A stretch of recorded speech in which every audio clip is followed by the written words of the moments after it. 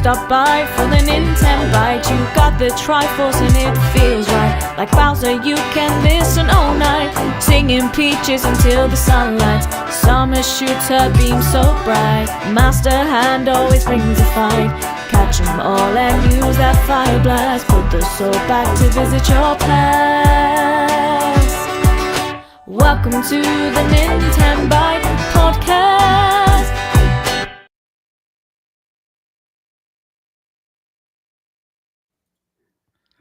Hey everyone, welcome to the Nintenbyte Podcast bonus episode, full episode 11 of season 2. Oh man, we got a packed show today because man, we had a Nintendo Direct today. It's the whole reason this episode even exists. We got to get this out of the way because next week is all Switch 2, baby. And you know what? Even today, a little bit of Switch 2, little unexpected Switch 2 news today. Did not think we were getting anything about Switch 2 today. And instead we got 2 really major things, 3 if you want to talk about the Best Buy stuff, because that's getting wild as well. So, but we will get into some of that a little bit later. The first thing we're going to be dealing with, and I know if you guys are thinking I look blurry or whatever, don't worry about it. It's because there's a video uploading for the show.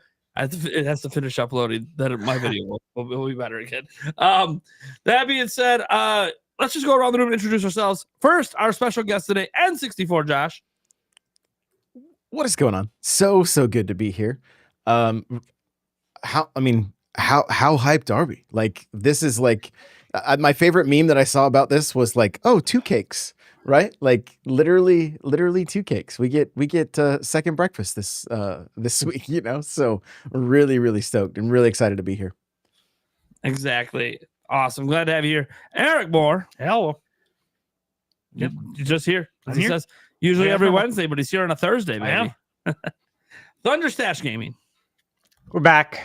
We were here this morning, did some work, got a little, I got like a 45-minute nap, little power nap, ready to roll now. Hell yeah. Hell yeah, dude. And obviously me, guys, as I said, I see the comments in the live version of the show.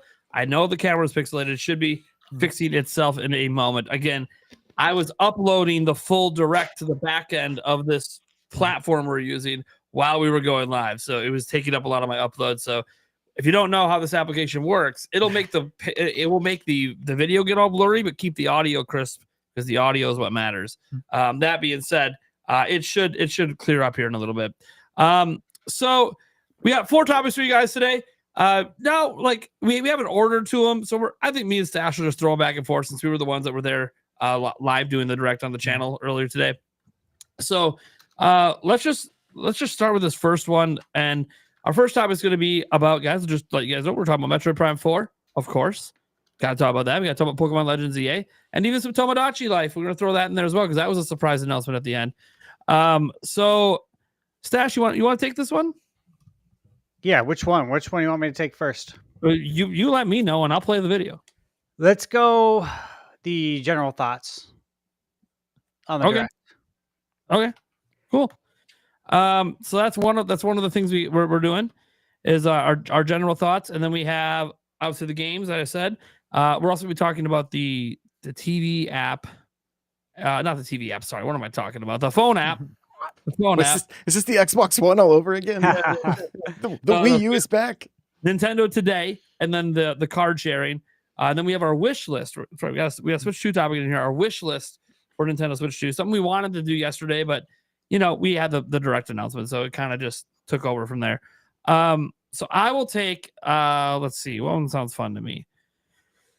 I guess I'll take the 3-pack of games. I'll take that one. And Stash, what are the last 2 do you want? I'll take the card sharing and the wish list. Okay. All right. Sounds good. Now I'll take whatever's left. All right. So let's start with the big one. So obviously you guys know there was a direct today. That's why we're doing this. And we're going to talk quickly about the 3 big games. Okay.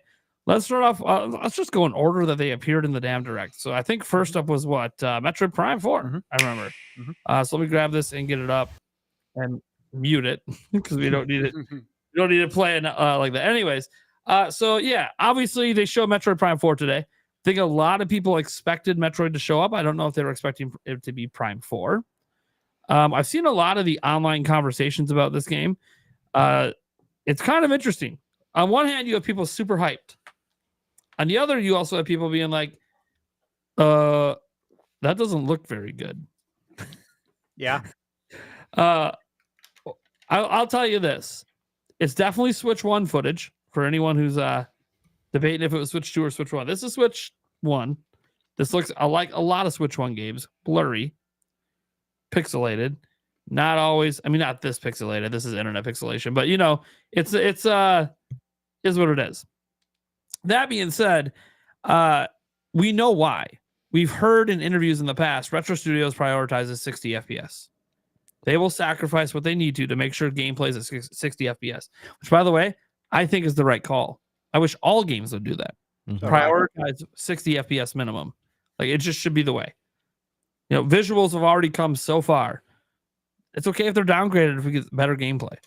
Mhm. That's my opinion. But what I find interesting about it, obviously, is everyone's hyped about it for the most part because it's Prime 4. I do feel like because there was no release date, they're showing this next week again. There's just no way they're not showing it again. Am I wrong on that? I mean, obviously we'll find out, but what do you guys think about that? I think dead on. I think, I mentioned it this morning. I think there's a reason why they're having the events so close to each other.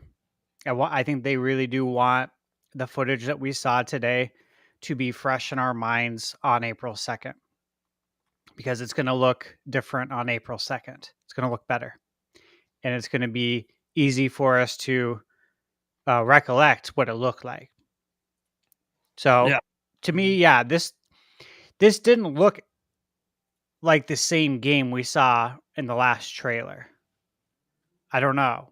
I thought the last trailer looked better, sharper. Same. Mm-hmm. Right? So, we all said that too, right? Yeah, I think it might be Switch 2 footage in that first trailer. I looks do so much crisper than this. Like, way crisper. I just love. We just saw an Elite from Halo. I love that. Yeah, right. That's my favorite thing. They're hinting at something. Yeah, I mean, look, it's really interesting. So setting aside like the fact that there probably is a Switch 2 version of the game, and we could actually talk about the edition stuff later. What are we thinking about like just the gameplay? Because obviously there's been a lot of talk about the visuals. We have this red Samus here at the end of the trailer, which God knows what that means. Some sort of upgrade, I'm assuming, to the suit, armor, whatever. So they introduced some new gameplay elements. They have this like her left hand now has kind of feels like abilities from Breath of the Wild, but from Tears of the Kingdom. I mean, she's a Jedi. Yeah, she's a Jedi. Yeah. So, you know, she's got some force abilities. She can move things. That's what we mostly saw is her moving things with it. But there might be other abilities she can gain throughout the game. I do think that's an interesting way to change up the gameplay, to give her those kind of abilities. Because most of the abilities in the past have always been with the arm cannon. Just changing things with the arm cannon. Now they're letting her use her other hand to do something. So I think that's an interesting gameplay change up. Look, when I'm watching this trailer now, like my biggest takeaway is like, yeah, the world looks huge, but it still looks enclosed. Like you can only go certain ways, which is what Metroid Prime has been in the past. This literally to me just looks like more Metroid Prime. I don't know. You got any thoughts on this, Josh? Because yes, so many thoughts. People wanted like this game to be the game that like expands Metroid to a bigger audience. I'm not seeing that. I'm seeing just more Prime, which, by the way, if you love Prime, that's a good thing. Like, hell yeah.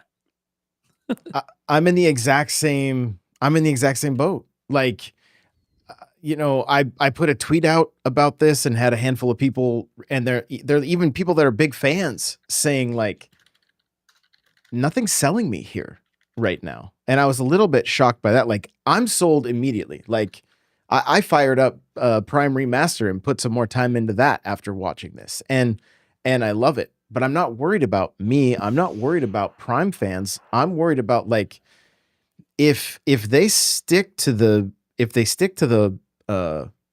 Prime formula, that it is essentially more of a first-person adventure game than like a first person shooter. And maybe that's on me for wanting something with more, like I'm thinking Halo Infinite.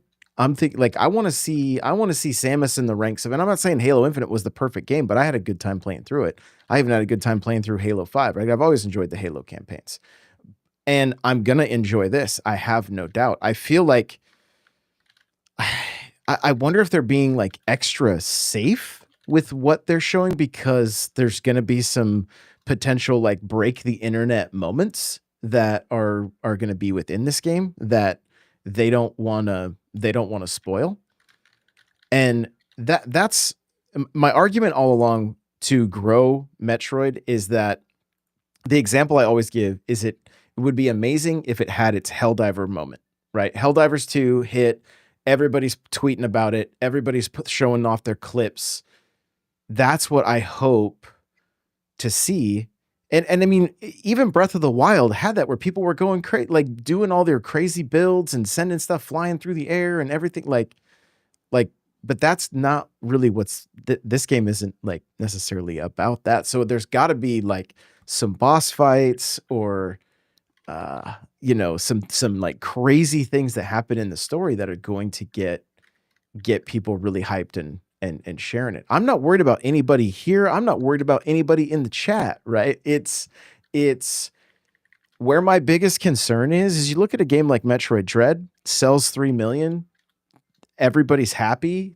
The development time and cost for that is probably a fraction of the lost revenue from the first time they started this. Then the essentially, 6 to 8 years that this has been in the works. Like, they're also going to want to get their money back, or we may never see another Prime game. And so that's where that's really where my concern is, and where I get nervous is like, I want to see a new audience introduced to Prime in a way that like they're blown away. And I don't know if we were to poll people and say, hey, after seeing the Metroid trailer, do you think this is a game you would pick up? And when fans of it are telling me I'm not seeing what the magic is yet, that's it's a little bit disheartening, right? And then what was crazy, and we'll probably hit on a little bit too, but there was a tweet going around showing the liked like the amount of likes on the post from Nintendo for Tamagotchi Life versus Metroid. And you're talking like a fraction of the people liked the Metroid tweet versus the Tamagotchi. And so not that it's a competition. That's not my I'm not saying that, but like they have their work cut out for them marketing this game, and they can't treat this like it's 2006 and that, like first person shooters are the pinnacle of gaming like they were back then. It's no longer the case. And this is going to take a lot of extra work. And if they're happy selling 3 to 6 million, if they could pull that, then like awesome. As long as we can keep getting Metroid. But I would love to see. Everything about what we're seeing here looks very slow. And I don't like, it's like you see this armor clad like warrior, and then you see this almost like Myst style gameplay, right? Like you guys remember Myst from back in the day. Of course. Who doesn't? And yeah. And so like, I hope it can resonate with modern audiences, because like I've had conversations firsthand with a lot of people that are like, yo, I'm trying. Like, I had a friend, he may be in chat, Nady Nay. He's like, he bought Dread. It was his first Metroid. He's like, I loved it. I can't go back to the old ones. He goes, and then I watch video of Prime, and I'm like, it looks like a scan fest. Like this doesn't look like something I'd be into. And so I just want to see the series thrive. I want to see, and in the atmosphere of gaming right now, the way the landscape is, I just hope this game can find a way to really reach a new audience. Because I think all the diehards and the hardcore, we're day one. It doesn't matter. We saw the logo 6 years ago and 8 years ago. We're like, sold. Let's go. But without that poll, I hope they can do the numbers they're hoping it will do with, I'm assuming with the budget that they've had to put into it. Look, we've seen the game twice, right? We saw it June last year. And now we've seen it, almost a year later. And I think the best description I have of Prime 4 right now is it looks safe. It looks like they're just sticking to, so far, to what they know and what they know fans have loved and what's given them 95s on Metacritic in the past. And there is something to be said about a series that knows what it is, sticks to what it is, and loves what it is, and doesn't try to conform to more mainstream stuff, because sometimes games go too far trying to conform to mainstream trends, and then you kind of lose what the game is, or what a Metroid game is. And like scanning was always going to be part of it, having corridors and exploration and puzzles, that was always going to be part of it. But people want to know, what about this makes it stand out when there's a lot of other FPSs out there that do a lot of similar things with the puzzles and the corridors and even scanning things. Like, it's not unique to Metroid anymore. And while maybe this will probably be another 90+ rated game, people are looking to find out what's that wow factor, because we want this game to do well. We want Metroid to grow, because here's the thing. We know this game has a AAA budget. It's made by a massive team out of Retro Studios, and it's been in development hell, really, since 2017. Like, Nintendo's sunk a lot of money into finally getting this game to come out. So it's probably one of the most expensive games they've ever put together. And so it's hard to imagine that, like, just getting the same sales as Metroid Dread at $3 million is going to be acceptable. Like, Metroid Dread, they could just shit out more of those. Way cheaper to make. Doesn't take as long to develop. They can have Mercury Steam just keep making more. Like regardless of what happens with this game, I don't think Metroid goes away, because they've proven that, hey, we can sell it $2 to $3 million like we can with side-scrolling Kirby with side-scrolling Metroid. And that's a more budget-friendly thing to do. So Nintendo's a business. Mm-hmm. And I think the concern is, because Nintendo's a business, I would venture to guess there's a bigger budget behind this game than there was behind Mario Odyssey. And just because of how long it's taken to make it, and the fact they had to reboot development, and the fact it was made in the West, where development is just more expensive, because all these temporary contract hires. So I look at that and I think about it and I go, okay, well then I want this game. I want to see this game sell over 6 million. I want to see it try to get to 10. But to do that, you have to have something about it that appeals to people that have never played Metroid. There's a reason people don't pick it up. It doesn't look good to them. It doesn't look fun to them. What can you do to make that? Now, I want to be clear. We don't know when it's coming out yet, besides later this year. So they haven't given us a release date. And it's also possible that they can be holding back quite a bit for the Switch 2. We heard from that Kiwi Talks person that they were going to, blow it out? Big blowout next week. It was going to be like the game of the show. That's how impressive it was going to look. And maybe it will be. And maybe that's what they're doing, is they're right now, maybe they're just trying. I'm trying to rationalize this, that the first 2 times they showed it, they wanted to tell people, hey, those that love Metroid Prime, we got you. We got you. The core of Metroid Prime is here. But then what the wow factor is what they drop next time. And I think the problem with that is people might not give it a chance if they. I feel like the wow factor needs to be right out the bat, and then the reassurances should come later. Like, as an example, we talk about this a lot because it was such a big deal. The Breath of the Wild moment, right? There was 2 of them, and they happened before the game even came out. The first one, big giant pan shot, massive overworld, Link's on a horse running away. Okay, you're showing something that we just haven't seen in Zelda basically ever. And then next time they show it, Link's running out on a cliff, and again, big wide expanse. Look at this world. And then boom, jump to boss fights, jump to dungeons, show everyone there's some traditional Zelda elements here, but there's so much new. They didn't do that with this game. The very first time they showed it last year, it didn't jump out and go, this is new. No, it just looks like more Metroid. Okay, and it looked visually good. This time looks not as visually stunning to me, which is fine. Again, that could have been Switch 2 footage versus Switch 1. We'll see. We'll know for sure next week. Technically it could have just all been pre-rendered CGI too. So I can't rule that out these days in the video game industry. But I also look at it as, okay, the first time they show it, you just wanted to assure people the thing exists. Fine. Second time you show it, you're assuring people that it's traditional Metroid Prime. What is the wow factor? That's what I want. Like, for me, I'm looking at this as a huge fan of Metroid Prime. I'm going, this is fucking awesome. But also, this isn't going to convince Eric to play. No. Yeah. But what would you like Halo? Yeah. Like, what would Eric's the kind of audience that they should be trying to like get with this, and an audience that has no interest.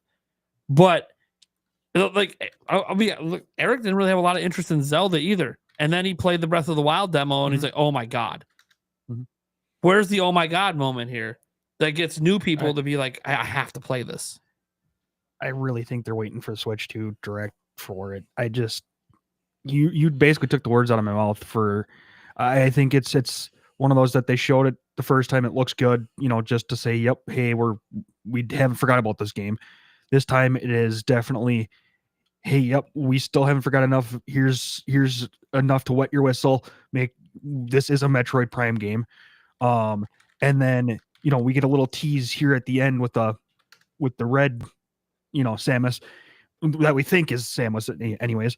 And that might lead into something that just absolutely blows our mind next week. I don't know what it would be, but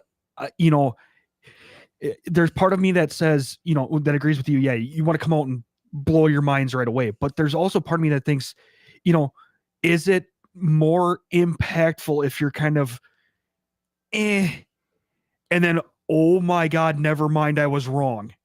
Is it more impactful that way? I say this. Here's the thing, Eric. You're going to be seeing the marketing for this all the way because we have this podcast, right? Yeah. That we do every week. Yeah. The casual consumer would have took one look and they'll never look the game up again. They won't even know about the wow factor because they already saw one trailer and game's written off. Not Everyone's watching directs and watching. No, I realize stuff, that, but with the way social media is, you think word of mouth? If you don't believe that if they absolutely hit a home run with this thing next week, that people will not be this game will be all over social media, you're shitting yourself. I mean, to think that it wouldn't be all over the place, and people would basically have to go out of their way to not see it, just with the way that social media is nowadays. Sure. I think word of mouth is huge, but here's also my thing. Let's say next week is when, like Kiwi Talks is right. And next week is when, and by the way, I saw him in the chat. Shout out. Let's say next week is where, okay, this thing looks really, really impressive. But what do you think more people are going to be talking about on social media? Mario Kart or Metroid? You never know. Metroid could literally blow our minds. We just don't know. But even if it blows our minds, Mario Kart is Nintendo's biggest franchise. Yes, but at the same point in time, we kind of, unless they do something ungodly with Mario Kart, we kind of know what Mario Kart is. Well, 24 racers already will get people talking. No, for sure. And I'm not saying it won't. Bigger tracks. I'm not saying it won't, but if they come out with something massively different with Metroid, I think that might be the talk of the show. Just because unless they completely revamp Mario Kart 2, and do something way off the wall, we already kind of know what Mario Kart is. Sure. So, I could see where Metroid could be the talk of the show because of this brand new thing that they're doing. But you could argue the same thing with Mario Kart. No, we know what Metroid is. We know what Metroid Prime is. This is the fourth one. We know what Metroid Prime is, right? The fifth one, if you want to count Prime Hunters. Sixth one, if you want to count Metroid Prime Federation Force. So, you could make the same argument here. We know what Metroid is. Yeah, no, absolutely. So, Mario Kart, they've been talking about pit stops or all this other stuff that would be massive changes to the game. Right. New items, just new items alone, like tons of new items would just make Mario Kart feel different. The reason I brought up that comparison is because we got to remember when they showed off Switch 2, they chose to show it off with Mario Kart. Mm-hmm. They know that Mario Kart is the main draw. With Breath of the Wild, they knew Zelda's the draw. They had 1-2 Switch. That wasn't the first game they showed for. They showed Breath of the Wild. The reveal trailer, what was it? Guy playing Zelda on TV, lifting it up, taking his dog out for a walk. Mm-hmm. They knew Zelda was it, right? they're treating Mario Kart so far like that's it. That's not saying that this won't be there. I do believe this will be a launch game until next week. If it's not in it next week. If Extus, the guy who disagrees with Kiwi Talks, and if it's not in the thing next week, I will say this: if this isn't shown again on Wednesday, Yeah. I will have some major concerns. Yes. No, 100%. This game has to be a launch game at this point because they need it to be one of the few games that are available at launch that is that like it's like, well, I got Mario Kart. What else is available at this point, right? Like, Right. I think part of their plan to make this game succeed is make it a launch title. Yeah. Okay. I've been watching this trailer over and over again with you guys, and I don't mean to. I know I want to hear what Stash has to say on this, but there's one thing, like, because I'm watching chat too, and like, you know, it's the comparison to Halo and that kind of stuff. Like, we don't when I compare Metroid to Halo, I look back at with what Halo did for Microsoft. That's what I want to see Metroid. I want to see Metroid in the conversations with Breath of the Wild, with Mario Odyssey. You know, that it I don't want it to be Halo. I just want it to be amazing, right? Well, some of this, we're not having conversations about 3D Mario and 3D Zelda maybe going away if they don't sell well. If this game bombs and sells 2 million, we are probably never getting another one. Yeah. Like and the thing is, we can't say that that's an unrealistic concern because the best one ever sold is a 3 million Metroid Dread. Mm-hmm. So like, it's a realistic concern to have. And that's why you might hear, this is, by the way, everything we've seen is really exciting. So I'm sorry to be like a Debbie Downer, but the problem is we're just seeing the same thing Metroid's always been, which hasn't been able to sell in the past. With a sprinkle of new stuff in it. Like this, to me, that one scene right there where they're walking with all the leaves blowing, that's maybe the most visually stunning scene they've shown today. But there was nothing happening on screen. You were just walking in an empty area, which happens. Metroid has a lot of empty area. I don't know. I don't want it to be like Halo. Halo is a completely different type of franchise, even though it's also in outer space. It's weird because I'm so hyped for the game, but I guess I'm just maybe I'm too concerned. I don't know. Maybe I shouldn't be this concerned. It's going to be a 95 plus rated game, probably up for Game of the Year. Here's the other thing I'll say. When Dread came out, Dread literally gave us a sense of dread with Emmys in a 2D Metroid game. None of these enemies, as cool and as like badass as they look, they don't give a sense of like, there's no sense of terror here, right? And Samus looks slow and clunky like previous games, and she looked elegant and sexy in Dread. And that's kind of what I wanted to see the transition to within Prime, that you would see, that we would see her movement and the even if it's real-time battles, if she's looking like insane, flipping around, you know, shooting stuff at point blank and looking the way she moves in Dread, that right there is a talking point. But if it's this slow tank-like combat, that's where my concern that people are going to be like, what is this? Like, why isn't there a little bit, and that evolution in 2D, I don't see why we can't expect in first person, because it's definitely been an evolution. Yeah, when you play Dread and then you go back and play like Samus Returns or any of the other Metroids, it's much quicker. Feels a little bit more action packed while still being about exploration and puzzle solving. They didn't get rid of what makes Metroid, but they just modernized it, I guess is probably the best way to say. They modernized Metroid. And I think that needs to happen with the Prime series. But you know what? We said a lot. Stash, what do you got thoughts on this? Do you have a history with Metroid? And how are you feeling in general after this trailer? Yeah. So to answer your first question, yes, I have a history with Metroid going back to, of course, the NES. I still remember when our neighbor across the street, Robert, came over and brought Metroid and was playing on the TV in the living room, and I was watching my oldest brother and Robert play it. Of course, I was not allowed to play the game, but they did say I was allowed to watch. I didn't have to leave the room. They said I could at least watch.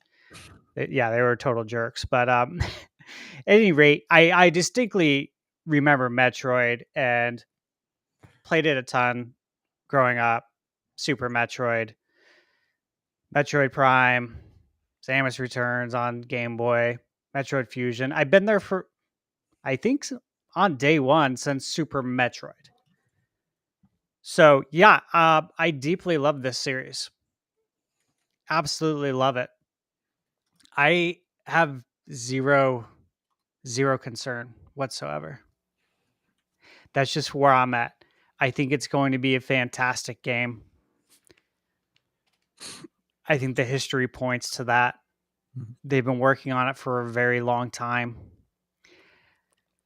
From what I could gather in this trailer, it's a mix of gameplay and obviously there's some cutscenes blended into there. But Metroid it's a Metroidvania. It's a first-person Metroidvania. It's supposed to be a little bit slower, a little bit more methodical. You're supposed to really explore the areas, try to open up new paths. Like that was one of the things I put in the notes. I think right in the beginning of the trailer, they show you scanning a wall and you see that the wall is weak. So of course you're able to crack the wall open and open up a new path, which obviously that's a staple for all Metroidvania games, right? Metroid or for the Castlevania series and all the other IPs that have entered the Metroidvania scene. That's a total staple. So again, happy to see that continuing to be there. I think the psychic abilities look really cool. And again, that opens up like more puzzle elements, which is something, again, you see in Metroidvania games. And I think it'll be interesting to see how they work that gameplay mechanic. Because knowing Retro and Nintendo, they'll come up with some really good puzzles that'll be some real head scratchers, which is something I appreciate. I noticed that obviously with the colors of this game, it's like all this purple. And you see with the psychic ability, it's purple. The box art's purple. The Box looks incredible though. Yeah, the blaster's purple.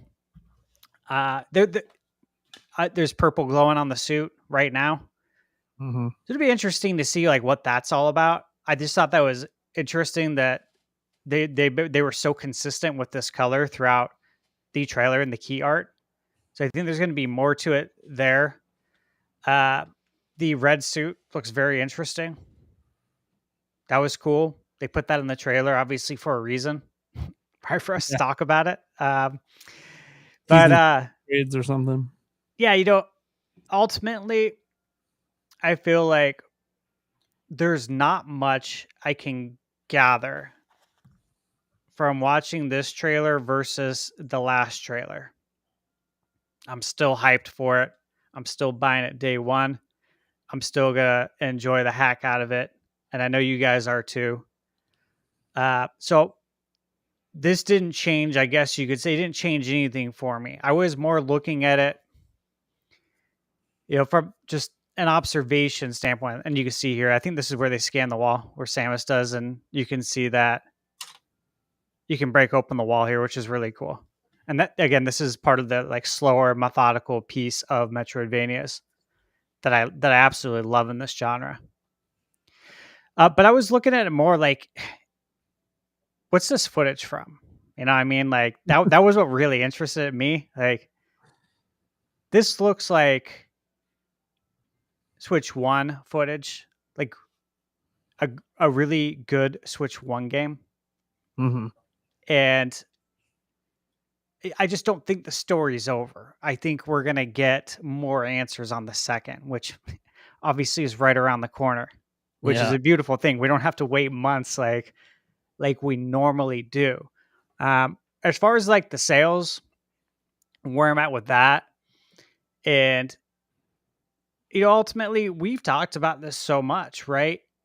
Nintendo has to nail the marketing if their goal is to take Metroid to the next level, into the upper echelon of Nintendo IP with Mario and The Legend of Zelda. That's if they want to do that, right? If they're comfortable where it's at, that's fine. Stay there. We'll continue to buy it. But if it's never going to be like massively popular, that's okay too, right? We're all going to love it the same way, and I know we want everyone to love it too. But if that doesn't happen, it's fine. I think Nintendo will continue to make Metroid games because the history proves that, right? Historically, it's never sold well. First Metroid came out in 1986. It's never sold well. But they continue to make them. So as long as we're all still around, as long as the old heads are still buying these games, We're fading, bro. yeah, dude, it'll be fine. And Well, I do expect the mouse support like to get some love, right? Don't you guys? yeah. Mhm. That's the big reason why I still think it'll be next week is the mouse support. One thing I wanted to point out though is like the last 3D Metroid game they made, Other M, didn't sell well No. in 16 years. So like there isn't a guarantee we keep getting 3D Metroids. It's kind of what I was alluding to is like I think side-scrolling Metroid's not going anywhere. Me But- either. And I love my side-scrolling Metroidvanias. Yeah. So it's all about like this game has to sell. I just don't know what it has to sell that would make them happy. Like if they're fine with it being a 3 to 4 million seller, it'll probably get there. What Well- is that enough to keep making 3D like first person Metroids, or is that them saying, "Hey, we can pretty much get that on like a quarter of the budget"? with a Right. side scroller, you know? It just depends, I think, on how they want to define internally, like what's enough.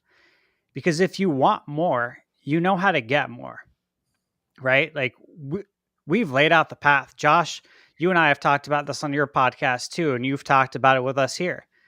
The path is laid out if you want to achieve maximum sales, right? You make it a launch title. It's a dual launch. It can be played on Switch. So that opens the door to 155 million.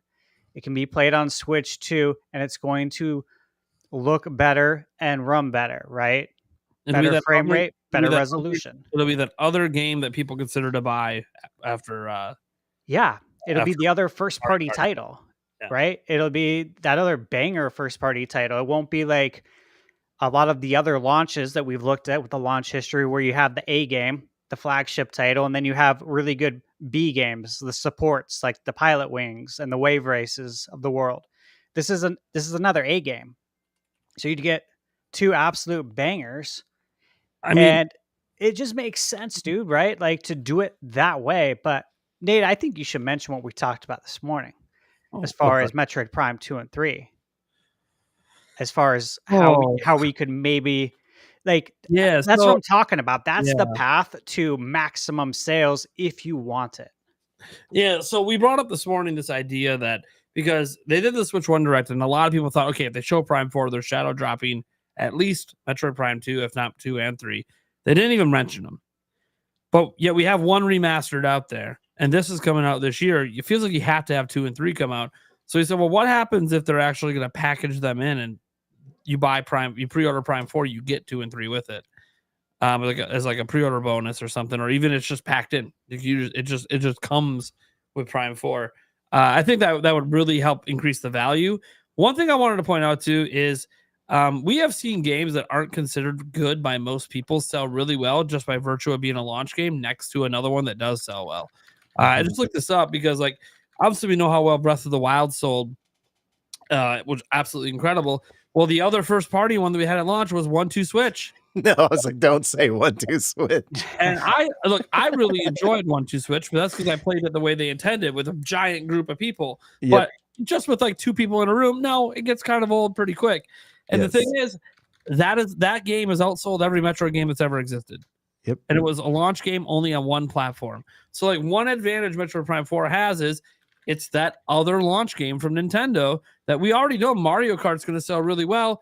But when people want to buy that second game, that's the other game they have. And it's a hell of a lot better game than 1-2 Switch. So hopefully word of mouth gets people like, actually, you should probably buy this one because it's really good. So, and obviously it has the sales on Switch, but the Switch 2, look, I think it's the one thing it has going for it to get it to be the best selling Metroid ever is the fact that if it is a launch game, again, we have still have to say if because we don't know, but if it is a Switch 2 launch game, then I do think that it probably will become the best-selling Metroid regardless, just by virtue of being a really, really good game that's that second fiddle to the one that's going to sell the most, but it's going to get that second fiddle advantage that a lot of other launch games get that are the second fiddle. It's interesting because it's arguable Twilight Princess was the second fiddle at launch, the Wii Sports. Yeah. And Twilight Princess at the time became the best-selling Zelda ever. At the time, Twilight or Zelda in general was not a huge seller. Yeah, it was like 4 million, 5 million. Like that's just what Zelda sold besides Ocarina of Time. And even that was only 7. So it was very Zelda was only like just a small tier ahead of Metroid. And then Twilight Princess happened. Okay. But it was still like second fiddle, and again launched on 2 different platforms. So I feel like that just by virtue of being a launch game, if it is one, it'll sell okay. Let's get to this means Doom Dark Ages is no longer a launch title for Switch 2. I don't know. I don't think Doom would even affect the sales. It's such a different game. It's so different. Doom the Dark Ages. Well, I'm excited for that one, but all right. So they had another big game to show it off. We've seen it already. So we've already seen this game now twice, right? They just had it back in February. They announced it last year, but we didn't see gameplay. Then this year we had the February Pokemon Presents, and now we have this where they pseudo confirmed it's coming out holiday. Right? It's coming in November, which I think most of us expected to be a November game. So how are we thinking on ZA now? This is the second time we've seen gameplay. I know if Beat 'em Ups was here, he'd just be bitching about the windows. Is what it is. He did a whole podcast episode and a whole video bitching about the windows. I get it. They definitely are using a lot of flat textures all over the place. In a city that is based on like Paris or something and probably shouldn't have so many flat textures. But I gotta admit, every time I see the actual battle system, I get excited. The battles look so much fun. Like they really changed up the core gameplay in a way that makes me want to play, regardless of, there's still some weird things. A lot of NPCs just kind of standing around doing nothing, like they're not alive. Like you're in a city that doesn't look bustling. It's a city. It should look bustling, but it doesn't. So I get the criticisms there.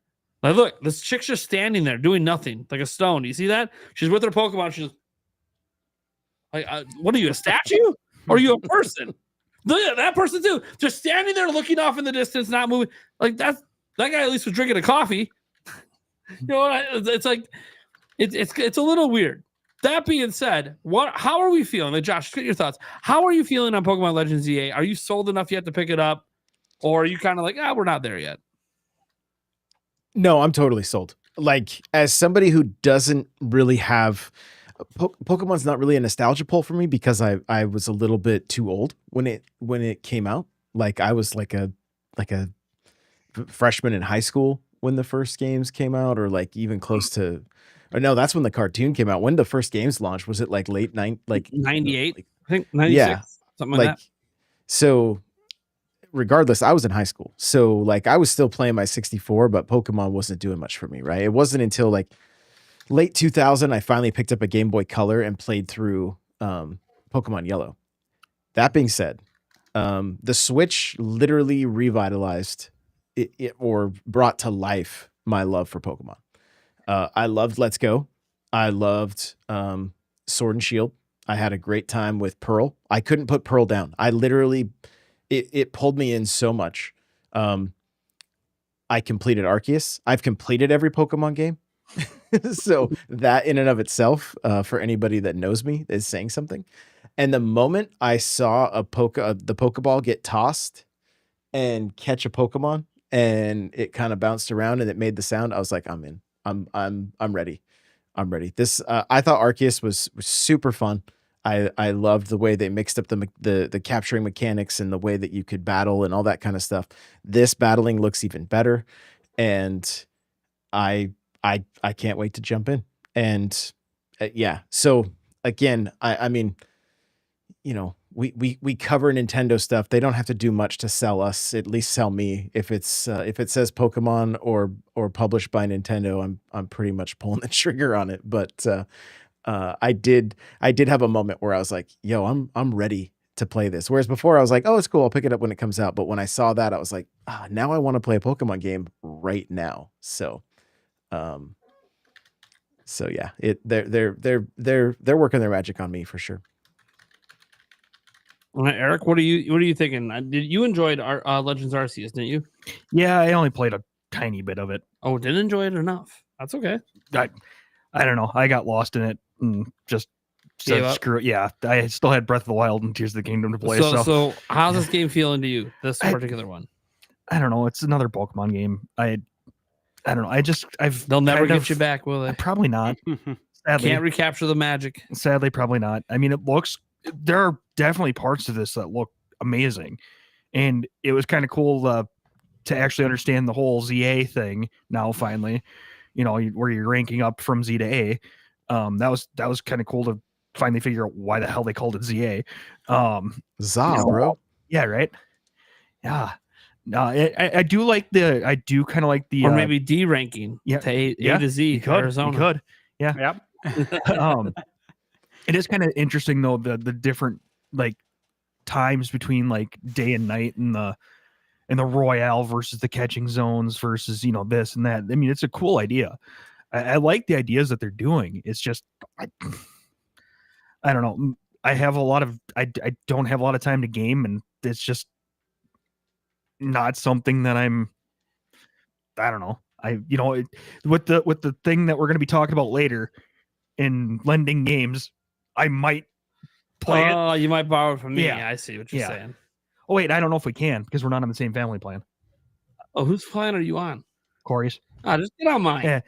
You're never Yeah. gonna see him in person. I mean, there's that. So I was on Yeah. his plan once too, and then I Yeah. had kids. fair enough. So, yeah. So I mean, it looks like it could be interesting. There's definitely things that I could see how it could be fun. I don't know. It just Pokemon is just kind of like I don't know. It just kind of lost its Magic spark for me. you. Yeah. Damn. Sadly. Damn. Well, I will force you to play. I will borrow it Right? to you Yeah. digitally. Yeah. Maybe physically. That's how I get it. Stash, how we feeling on Legends ZA? Still feeling really good. I liked the last trailer. I like the one we got today.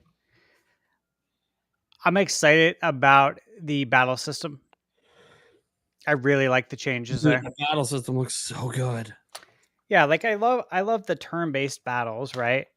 And there's plenty of RPGs I play that employ the classic turn-based, but I like the fact that you can actually they show the HUD here and you can map the attacks to your face buttons, and they were actually moving around the battlefield.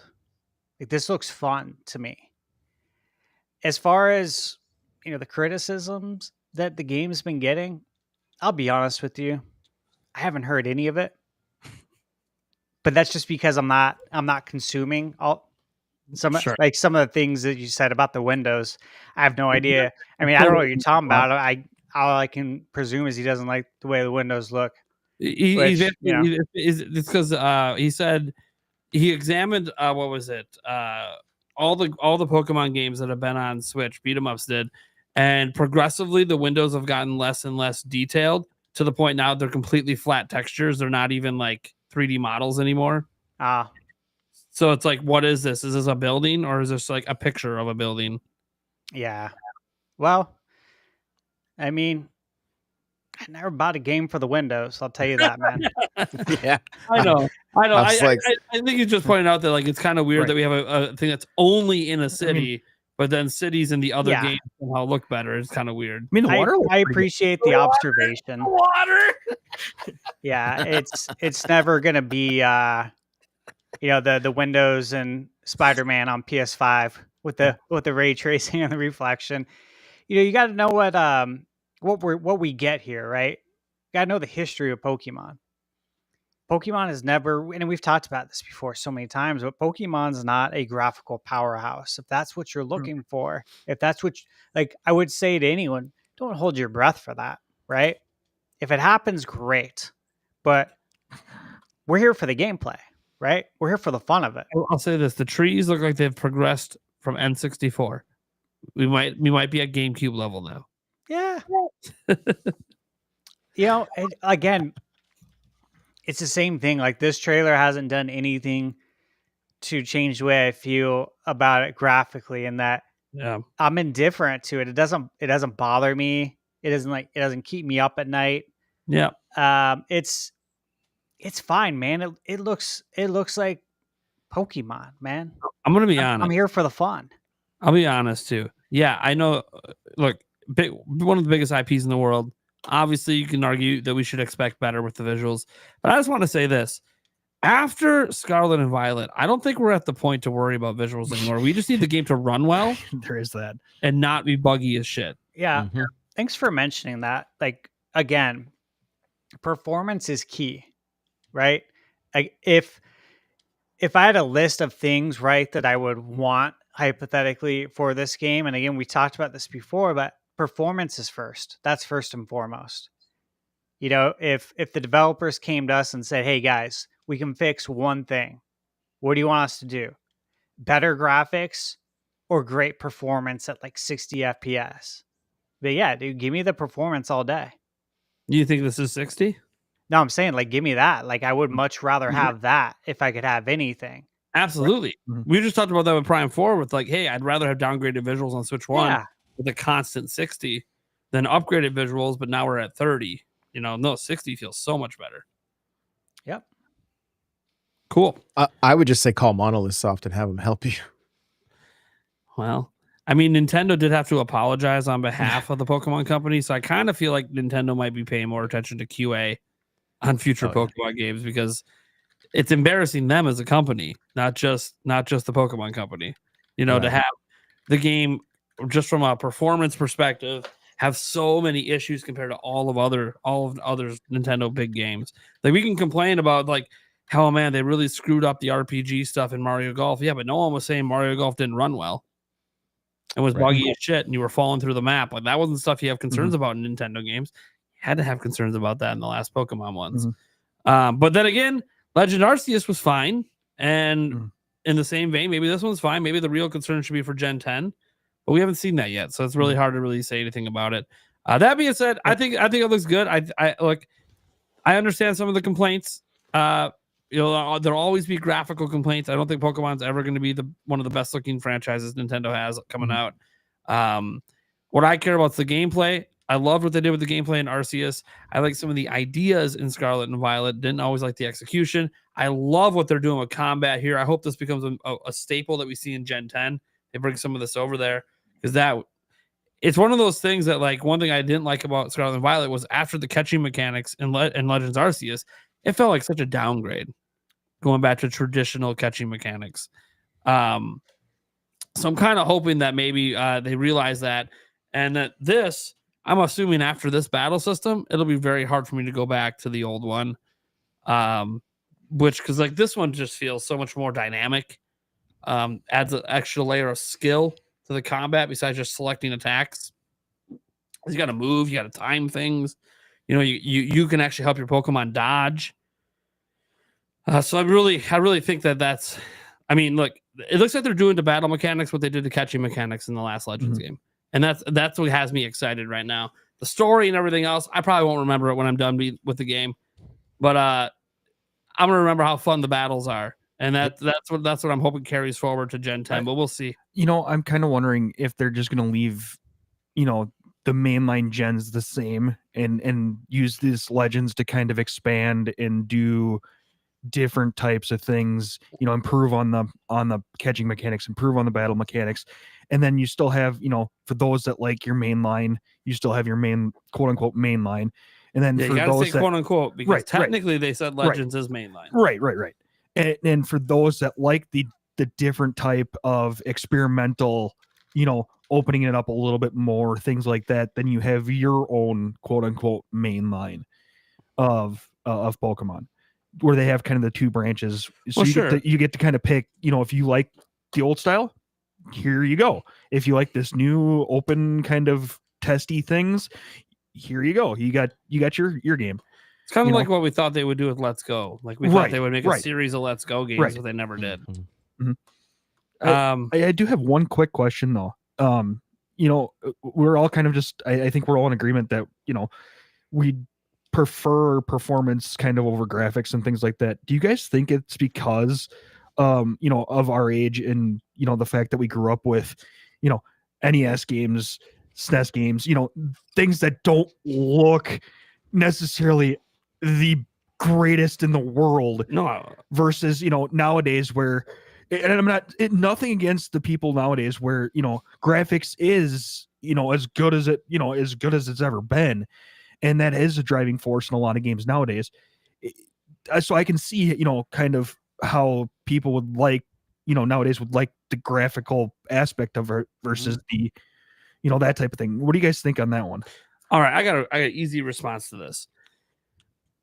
It ain't about what we grew up with. The most popular games today with the youth look like shit.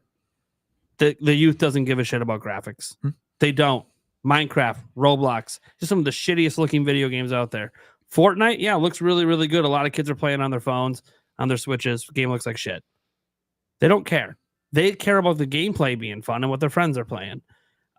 We have seen the industry, the AAA industry in particular, go heavy into the graphics and watch the sales tank. It's just not what's appealing. They're forgetting that gameplay is king, and then these other games come along with these smaller budgets and they blow up. There were more kids talking about what was it? The year that dude, Balatro. Prime example. Shit tons of people playing that game. That's a pixel game. Vampire Survivors also. Yeah, like there's so many like of the most popular games today are not actually that graphically impressive.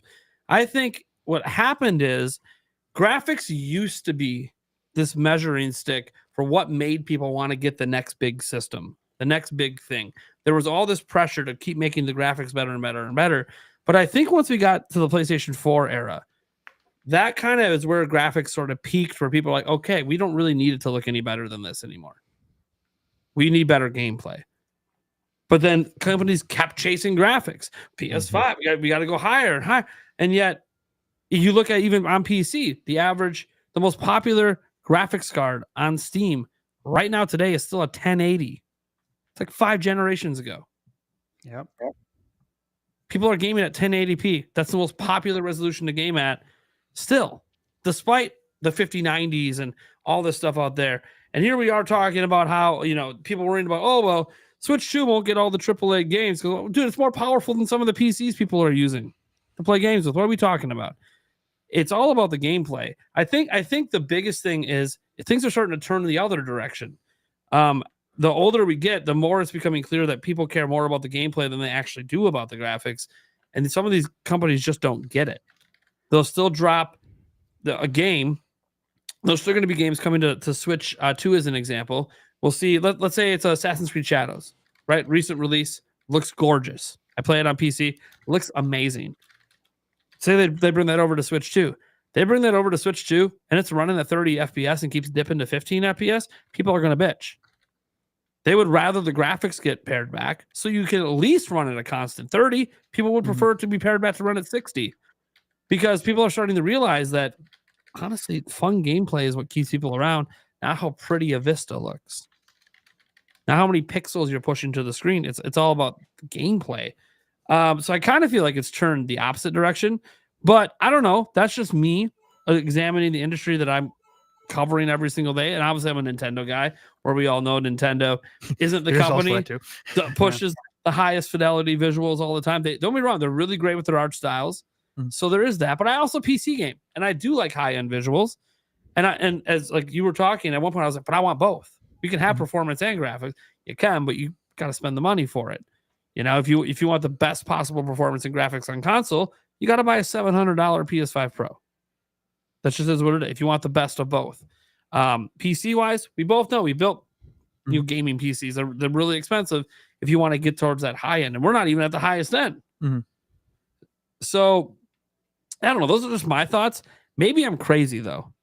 I'm gonna shut up. What are you thinking, Stash? Well, yeah, I think you guys both brought up some really good points, right? Like Eric, I think there's a lot of truth to what you said, in that because we grew up, during the Atari NES era, that it's a lot easier for us to appreciate today's graphics versus a younger person who has only seen great graphics, right? I think it's almost similar sometimes to like growing up. I remember like my grandparents would try and show me like black and white movies, right? And I'd watch them. But nobody else I knew would ever watch a black and white movie at my age. I mean, what are you doing? There's color out, right? And I think there's a little bit of a similarity there. Like things, games, media that don't have great graphics can still be appreciated, but I don't think it's going to be very, very often as much, right? So to your point, Eric, I do think that is a big difference for us in that, yeah, indie games, for example, a lot of indie games don't have great graphics. A lot of them are pixel games. A lot of them are like, it's a pixel art style. That is literally the art style. And I think they look beautiful. But a younger person today may think that is very basic, right? And so it is what it is. Now, when it comes to graphics, Nate, that you mentioned, I think it depends. For multiplayer experiences like the ones you were mentioning, yeah, I don't think anyone's really looking at the graphics, right? And I think that's good because they shouldn't be. You're supposed to be playing the game. These are fast-paced games also that you were mentioning. So you're really not going to be walking around looking at the vistas and enjoying whatever graphics you have. You're going to get killed if you do that. You can't do that. I think there's a genre. There's genres where people want really rich graphics and presentation and storytelling, and I think that's going to be in your open world games, the Grand Theft Autos of the world, right? People want ultra realistic graphics, the Assassin's Creeds, Final Fantasy VII Rebirth, right? That is a game where I've stopped and looked at the vista, and I'm like, damn, this looks so good, right? Now I did not buy the game for that, but damn, I'm gonna stop and appreciate this because it looks really good. So I think it's these rich open world or these rich RPG experiences where it's a single player game. You're playing it, man, and you're living in that world. And I think when you're living in a world like that, it is nice to be able to appreciate the art style and the graphics and how far we've come with graphics. But outside of that, like there's not a lot. Like I look at a game like Silent Hill 2 Remake that I reviewed late last year on PS5. Beautiful game, phenomenal survival horror game, right? That is a game that, because of its graphical improvement and performance and its improvement in the sound and everything, that has taken that game to the next level. It's basically the same game. The gameplay has been improved a little bit here and there, but it's the graphics that really actually take that game to the next level. So I think there are a lot of games out there that graphics can take it to the next level and can really make it that much more immersive, which is really cool. So I think both of you guys are right. You guys can both be right. You both brought up great points. I think it's really just the multiplayer games that, like the Fortnites, the Minecraft, these social almost experiment games where everyone's playing together. That's what it's about. Mm-hmm. It's not about the graphics. It's about hanging out with your friends and enjoying the game, and obviously not dying. So many of these games are like frenetic. I mean, you can't be messed around taking in the scenery. So I think there's a market for all of this, right? And I get it. People love the world of Pokemon, and they probably want some of the things I was mentioning that we see in Final Fantasy, right? Assassin's Creed, these rich, beautiful worlds, because it's like you spend so many hours in it Mhm. that you really want it to look beautiful. But fact of the matter is, it's not. And so if that's what immerses you more into the game, and because it's not graphically, a graphical showcase, you're going to be less immersed. There's so many other games to play, right? Mhm. Like the amount of options we have today versus growing Oh up my is God. insane. Yeah. Like Yeah. we eat good every single day, and Mhm. we will. If they didn't release any more video games today, we'd probably still be eating good until it was time for me to leave Earth. For Yeah, real. Think logs about are- all the games we have. Yeah. No doubt. No doubt. I think, like, as you guys were talking about this stuff, it made me think back to like Rogue Squadron on the GameCube and Oh, yeah. how the sun would change with the time of day based on the real time clock, right? Depending on if you were playing at golden hour, you'd see golden hour. That kind of stuff was crazy. I think one of the areas where graphics can be incredibly jarring was the first wave in Mario Kart. Right? When you go from having levels like Moo Moo Meadows and like it's at golden hour, the lighting looks really great. The textures are all really, and then you get these mobile game tracks that are like so flat. That's where stuff can be pretty jarring, But like Prime was saying too, I mean, when my son was cranking 90s in Fortnite, he had his graphics put at as low as possible and his performance as high as possible. He wanted everything at 120 as high as it could be, whatever, 240, I don't, whatever. Like I play on Switch most of the time on my Xbox, but like he didn't care what he didn't care what the textures looked like in Fortnite. He just wanted to be he needed every bit of performance out of that thing so that it wouldn't lag, And obviously he's not the norm. I'm not saying that by any means, but like there's a whole community of gamers that play COD and Madden, and that's it. Yep. Mhm. Right? Like, and then you've got your PlayStation fans that love their cinematic, like, I know some people call them walking simulators or whatever. Like, there's a place for all of it. When it comes to There is. Pokemon, I look forward to the day that it looks like Pokemon Snap, right? Where there's beautiful lighting effects, the world is lush, there's Pokemon everywhere. And it looks like a next generation game. Like I'm looking forward to that. Until then, it has not taken away from the fun. I've not looked at a window one time. Like it's not me. That doesn't mean that that's everybody. I'm not saying that at all. But I agree. I'm looking at the Pokemon. I'm wondering what am I gonna am I gonna find a shiny or whatever the Right. case may be? That's like the gameplay hook. Like that's it's still hooking me mhm. since 98, right? That's what I'm excited about is, am I going to find any cool Pokemon? Am I going to find something rare? Am I going to find a shiny? Do I need to swap any of these guys out so I can level them up?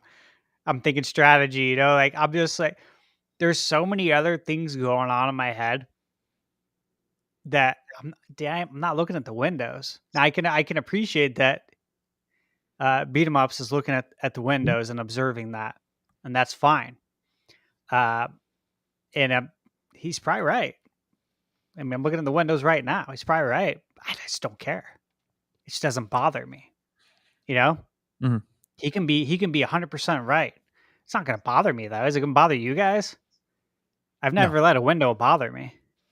No, but I will say this: when Xbox showed off Forza Horizon 5, and they said you can see the reflection of the car next to you, like you can in the paint. Yeah. I want to see Bowser's reflection in my pipe frame, as I'm passing him. I mean, I'm being facetious, but like it does, like there is something a bit appealing about that. Like I would love to see what some of Nintendo's games would look like cranked to 11. You know what I mean? Like I think that would be too. I think it would be incredible.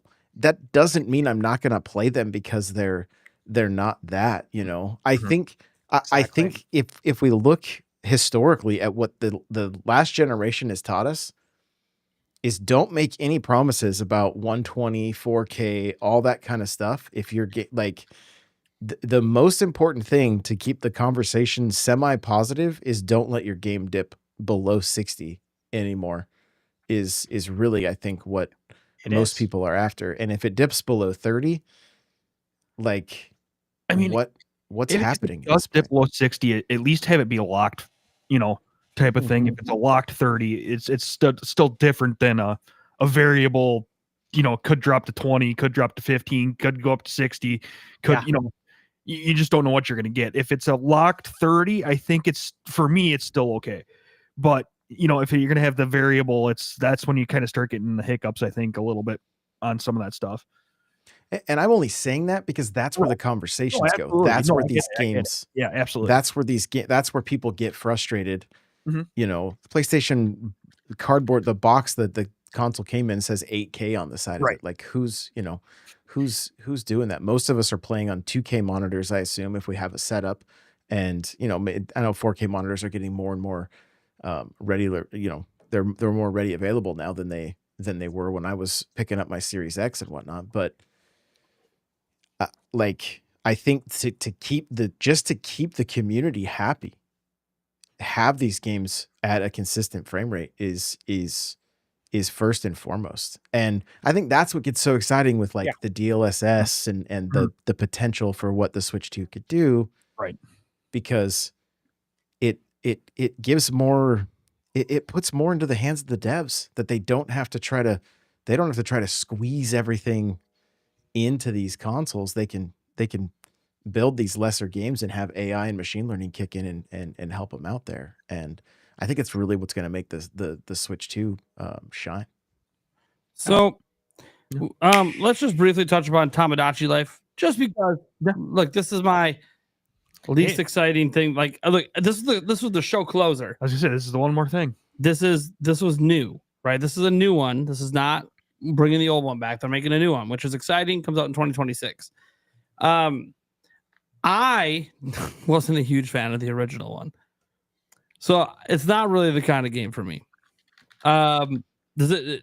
Anyone on here like Tamagotchi Life? I have a fun story. Sure.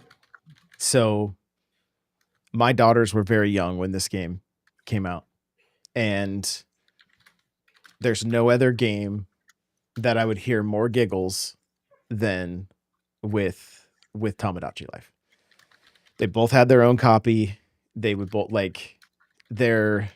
so today, after it launched and after they had put the trailer up on YouTube, I text them, and they happened to be together, and I FaceTimed them on one phone and sent the trailer on the other, and they lost their minds, right? And I got to hear stories about what they used to do with their brother, how they would end up doing concerts and then teaching the Mii's swear words, but their swear words were not all that bad because they were still pretty young at the time. So, and they just had such an amazing time. They literally, I have a screenshot and a screen recording of their faces when they saw that this was coming out, and they lost it. My Discord has been going crazy. Like, there is a very, very large community that loves the craziness that is Tamagotchi Life. So I'm here for it. Yep. I mean, for me, I've never played the first one. I can see the appeal. It's probably not something that I'm going to play, but I can definitely see how it could be fun and definitely, interesting. Yeah, look, I played the original. It just didn't click for me. Just didn't do it. But I'm happy for the people that have been wanting this game for a long time. It comes up a lot on my live streams. People they just wanted a port. They weren't even expecting a new one. So it's really exciting they're doing a new one. And I'm really happy for everyone that's been patiently waiting for this. The original sold very well, like 7 million. So there definitely is an audience for this. I think ideally for many, this should have come earlier in the Switch's life. But hey, better late than never for something no one thought we were ever going to get another one of. So which is crazy. It's still 7 million. How do you not make another one? But yeah, so I'm very happy for everyone excited for this. I believe Stash was not too hyped about it. Not your kind of game. Yeah, no, and it's more or less that I don't play games where there's not, I guess you could say, like a defined end, because Point. yeah, and it's because I time is it's the greatest commodity, right? Mm. We don't have a ton of it. And if I'm gonna be reviewing games, working another job, Nate, Josh, you guys got kids. Eric, you work all the time too. Obviously, I know that we just don't have infinite amount of time. There are a lot of games I want to play, and like, I could veg out and play like NBA 2K for hours. I could probably play WWE for hours, especially if it controlled like WCW versus NWO Revenge. Then I could Reach. literally play it for life, like NWO. Yeah. But you know what I mean? There's games that I've went down that rabbit hole, and it's a lot of fun.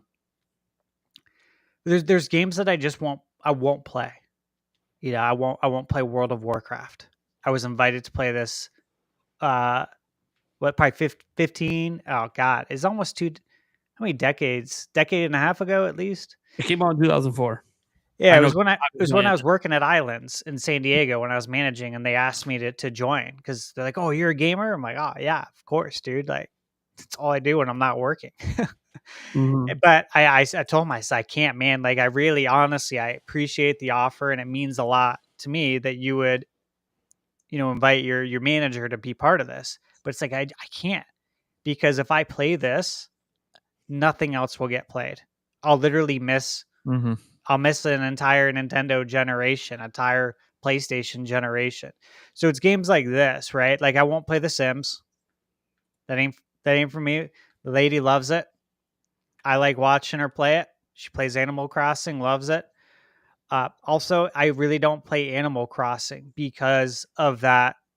There's no end to it. But I will say I have a lot of appreciation for these games. I do. I know there's a huge fan base for this.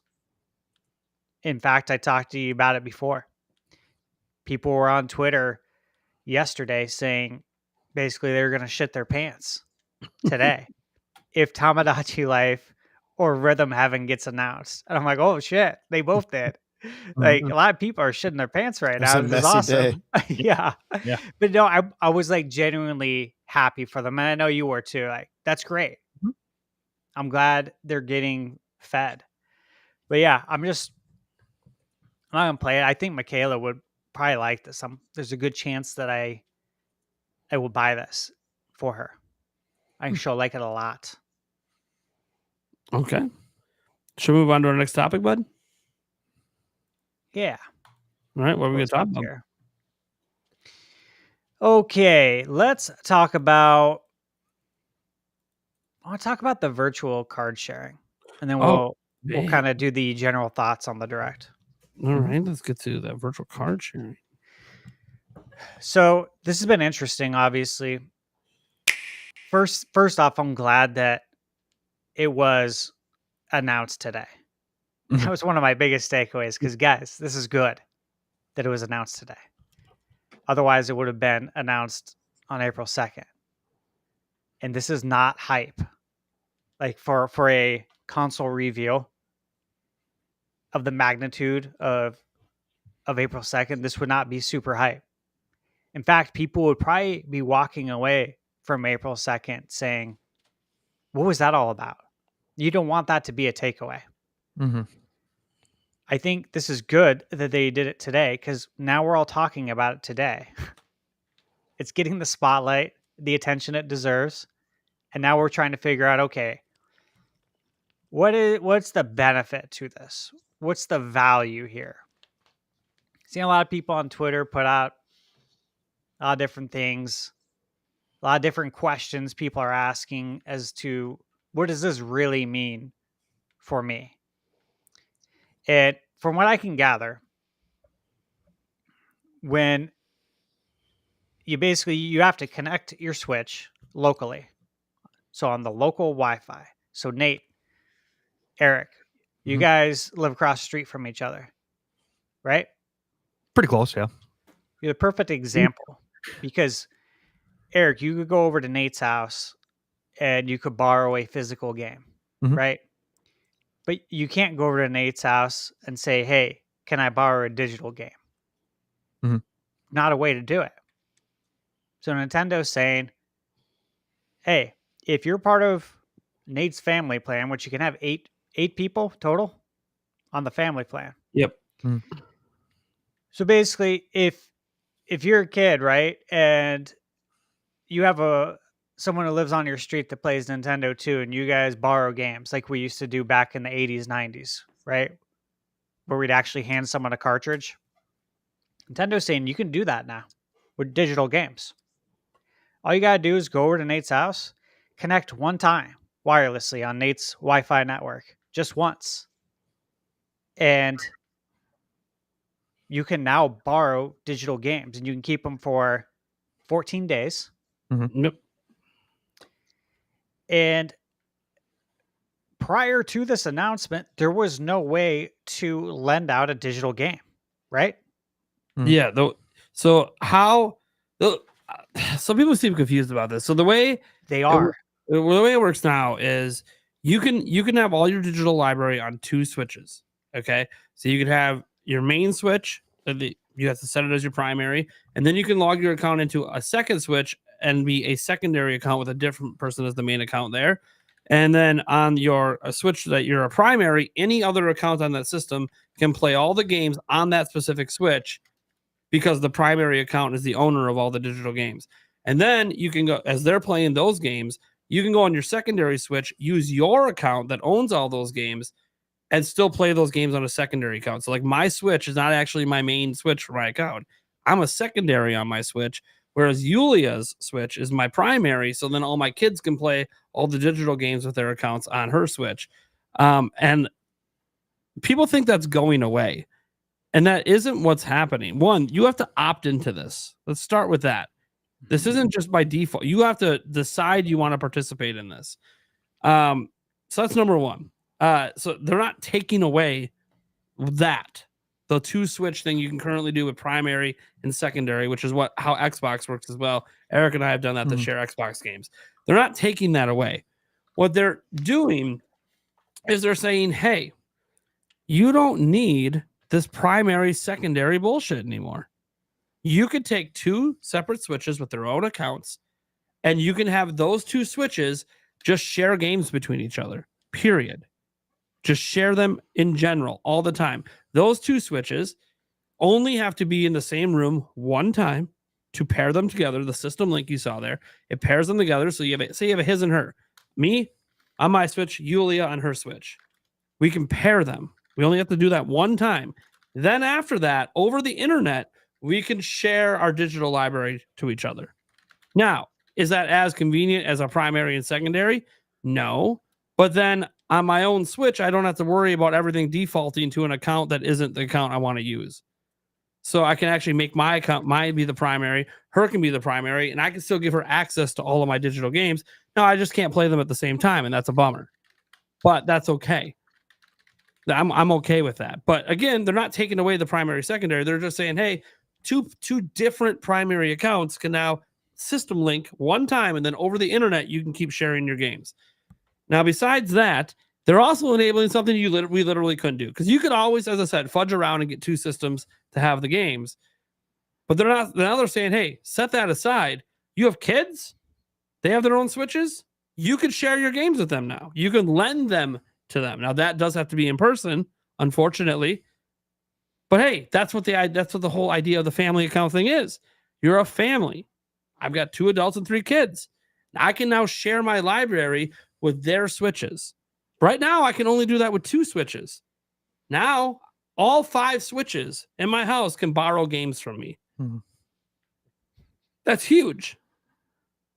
That's absolutely monumental. And if my kids or my fiance, they decide to go buy a digital copy of a game, hey, guess what? I don't have to buy Tears of the Kingdom 5 times. I can just lend it to them when I'm not using it. I wonder if eventually they're going to do something along the lines of, you can buy like a 2-user pack. You can lend this out to somebody and you can still play it on your system. I doubt they'll do that. They're trying to treat this like it's physical. Where if you lend it out, you can't use it. That's an intentional thing. Because if you want that convenience, they want you to buy another copy. I'm saying that's kind of what I'm saying is you kind of almost purchase a second copy at like maybe a reduced price type of thing.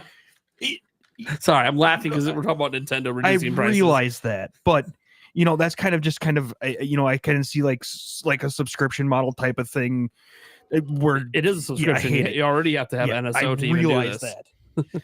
Yeah, I know. I get what you're saying. That sounds nice. Nintendo doesn't. They're still charging $60 for Mario Kart after 11 years. Like I just don't. Nintendo. Look, I'd rather not assume future functionality because Nintendo has a hard time getting current functionality to work. There is that. So, but here's the thing though: that borrowing to your family members or anyone who's on your family account, like if I get you back on my family account, I'd probably be system linked with Yulia, but I could still borrow you games. Like, hey, if I'm not playing Pokemon this week, hey, you want to try it out this week? Here you go, just borrow it. Yeah. Or if you bought a digital copy of something and you're like, hey man, you should really try out this indie game. Yeah. I can. You can just borrow it to me. Right. And then I can decide that, hey, if we're tired of because what's the point of borrowing game, guys, right? Sometimes it's just because people can't afford them. That's fine. Sometimes it's because you want someone to try something. And maybe if you're like, oh, I really want to play at the same time, maybe they love it so much they buy it for themselves. Like that's what borrowing games is about. So I do think that this system is being looked at super negatively because people think it's taking away what already works. It's because they don't understand it, dude. I think it's part of it, and I think Nate, you said this right during the direct. They didn't explain this very well. They made it extremely convoluted for no reason. Yeah. Oh It yeah. was a little clunky. I saw Game Explain put out a short on this, and they said because Nintendo confused everyone, here's how it works. It's very fucking simple. Link 2 Switches one time in person, share your games infinitely between each other. No matter what happens, if there's some fuckery, your game comes back to you in 2 weeks if they don't send it back to you before then. And in addition, anyone else on your family account, guess what? You can also share with them. So now you have 8 people on your family account. You can have one person buy all the digital games and just share them with everybody else. Like that, we can't do that right now. This is actually adding stuff that no other system can do. You can't buy digital games on your PlayStation 5 and share it with 8 other PS5s. No, not everyone can't play them at the same time. That's a thing, but it's still like, yeah, okay, can't play them at the same time, but they're not taking away the 2 system ability to do that. They're just adding more.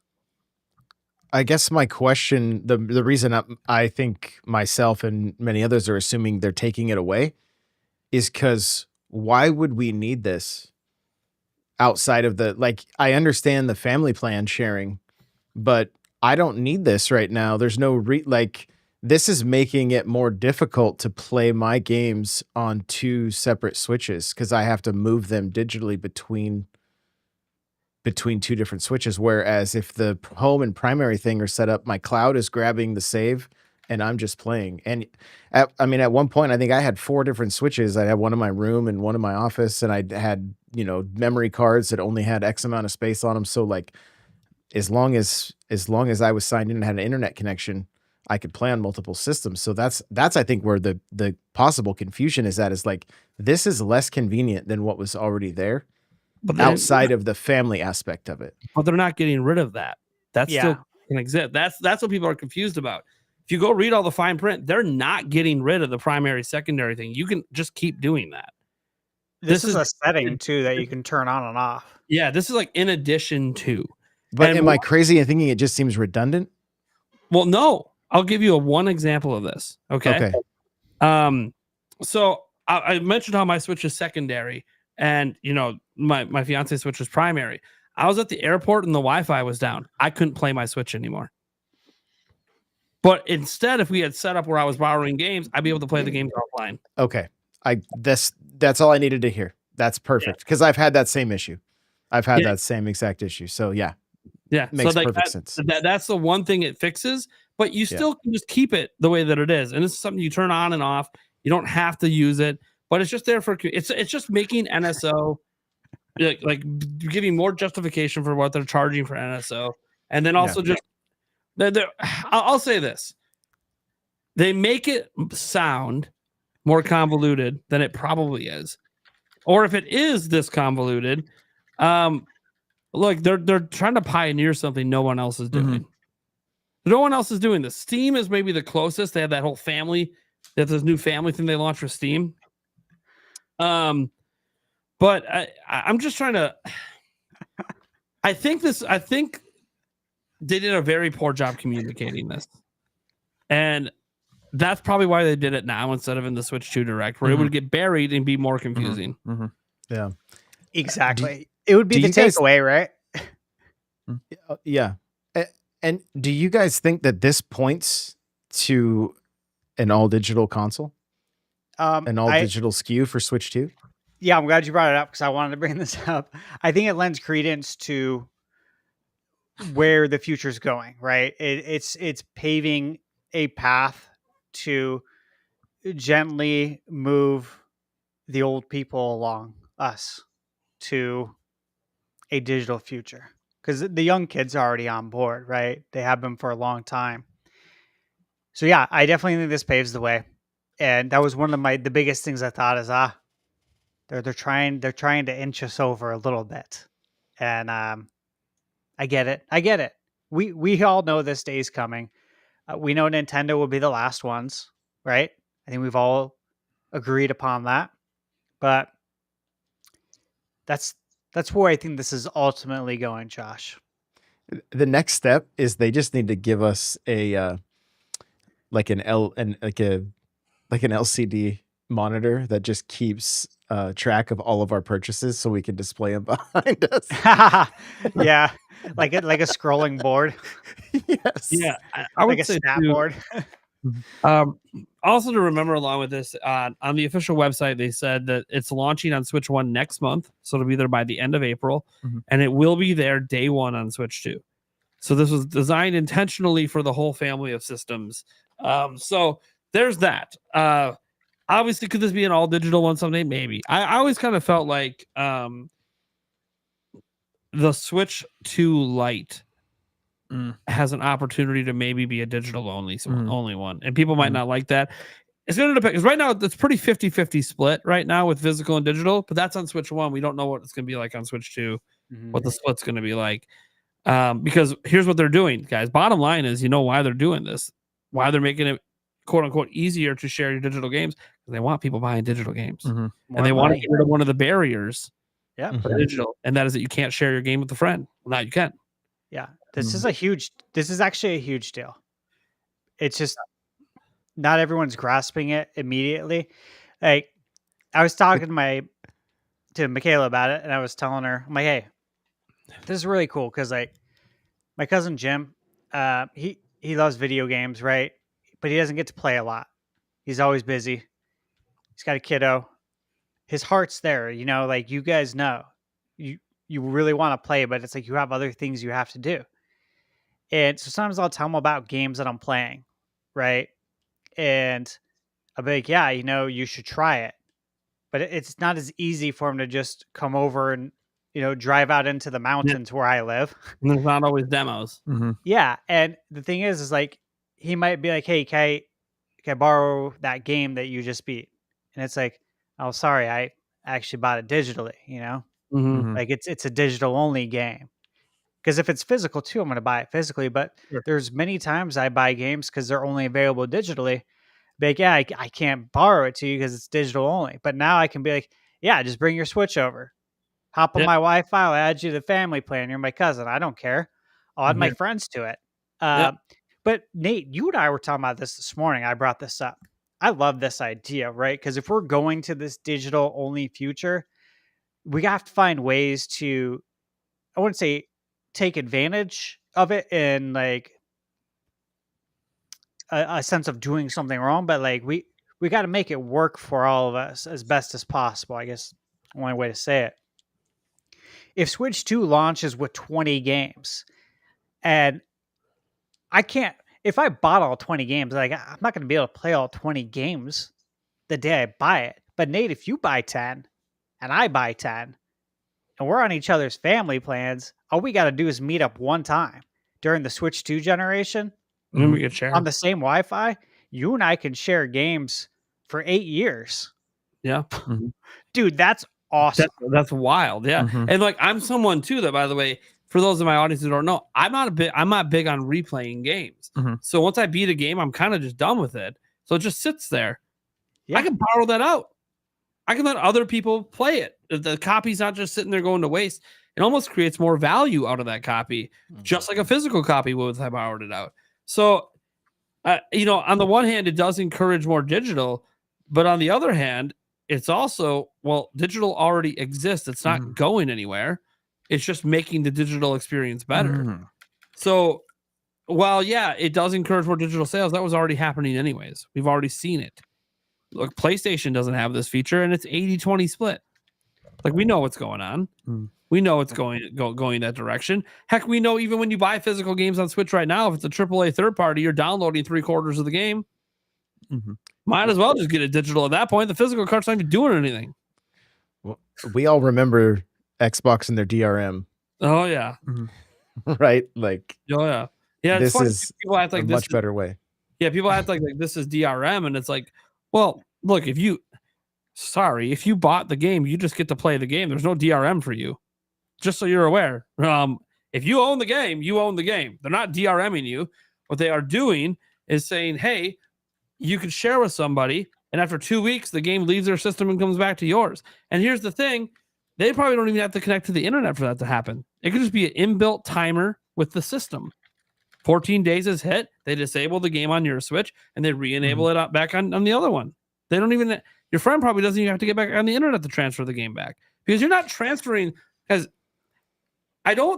we don't know, but I don't think they're going to make us literally hard transfer the digital copy off to their system. Like, they're downloading it off our system. I don't think that's at all how that works. No, it's just a They're key. they're not removing it. They're just giving you the license key to download and play it on your system. I think this ultimately is actually a really, really neat thing. They're pioneering it. But like everything Nintendo tries to pioneer, just wait till PlayStation 6 and Sony, you'll probably have something 10 times better. And there's Well, hey, it's okay. But that's fine. Someone's got to start it. Someone's got to start. exactly. You got to break that wall down, because I've been on a few podcasts where the topic literally is physical versus digital. And I've been asked to go on because obviously I'm a huge proponent for physical, and I have a million reasons why. Okay. This is one of them, right? This is literally one of them. Another one, though, is that you can't put your digital games in a will. You can't put your accounts in a will. I can put all my physical games in a will and give it to my godson. Here you go. Here's the Nintendo collection. I can't do that with my digital games. You know what I mean? Like, there's odd things about digital. This is one of the ones that's up until now, there's no way to lend out your digital game. And now there is. So this is good. Breaking the wall down. Microsoft, Sony, please go one up them. Right? Make this better for everybody. And then just keep doing it. Because that's how it's going to get better. Yeah. See, and one thing I will say, I got to give Nintendo credit. They're trying something new. Yeah. And I like that. Like, they're trying to be forward thinking on this all digital future and trying to make it just like, they're big on family. And that's why they're saying family accounts. This is going to be really nice. We see a problem with our own families. We're like trying to borrow these digital games to our kids. Like, we don't really have a clean way to do that unless we do the secondary primary thing. But what if you have more than one kid? And you can't do that with all three kids. And so, yeah, I see what Nintendo's going. This is probably like an inbuilt thing they thought of as they were using Switch themselves in their own homes. They were like, hey, this is kind of like sharing these digital only games. It's kind of a pain in the ass. Actually, so this kind of gave me another thought, because I kind of like how I was saying you can buy users and stuff like that. Do you think this would lead to an expanded family pass where they do like 12 people in the family and they charge more for it. Or what they could offer is, you have your base family of 8, and then if you want to add a 9th person, 10th person, so on and so forth, you can just pay X number per person more per year. I feel like type of thing. That will not be the case because Nintendo's intent of the family plan is there's so few families. They intend for it to be like you and your kids. That's really what, if you actually read about the family plan, like they really don't intend for it to be the way people do it, where they're with sharing it with friends and cousins and people all over the world. That's not actually. I pay for 2 of the expansion that's not family the intent behind it. It's supposed to be mom, dad, and your kids. That's what it's supposed to be. So you're asking for them to expand it, which clearly means that, like, hey, now we know. It's one of those where Nintendo can have that plausible deniability. Well, a family of a mom and dad can have 4 kids, or 6 kids or whatever, and like a farm family, and cool. Or if we start to expand it, then what we're doing is saying, hey, instead of getting more NSO subscriptions and making those 8 people pay for a whole new batch, we're just going to let them come on for cheaper onto somebody else's. And now we're selling less games because now we're letting the games be borrowed to more people. Like, it's a whole convoluted thing where they got to be careful with this system, because if you set it up where like one person buys all the digital games and their family is like 20 big and the other 20 never have to buy a game, you're losing money. Yeah, but only one person can play the game at a time. But it doesn't matter. If one person's buying all the digital games, you can't play all the games at once anyways. Literally. I could borrow the game to my son. He's playing it right now. I'm playing a different game. When he's done playing it and I'm done playing it, I want that game back. He sends it back to me. I play that. Here's the other thing, though, too. They also did not say that, once you lend out your game, that your save files stay. Oh, no, they're not messing with your save files. No, not the original. The person you lend it out to. I think the saves are going to be attached to our cloud data. There's a little thing they say. They say your save data will not be erased. Yes, the lender, but the lendee, the person who gets it, after the 14 days. Yeah. I'm pretty sure the save data is tied to your cloud account. So like when I borrow it to Unate, it'll go to your cloud. After the game is returned, the borrower, so the person who lended it, still has their save data.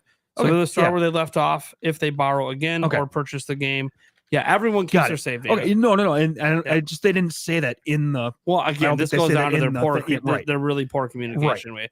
They should have made this. They should have just did the PlayStation simple thing when Xbox was trying to do that convoluted piece of shit, and PlayStation's like, here's how you share your game.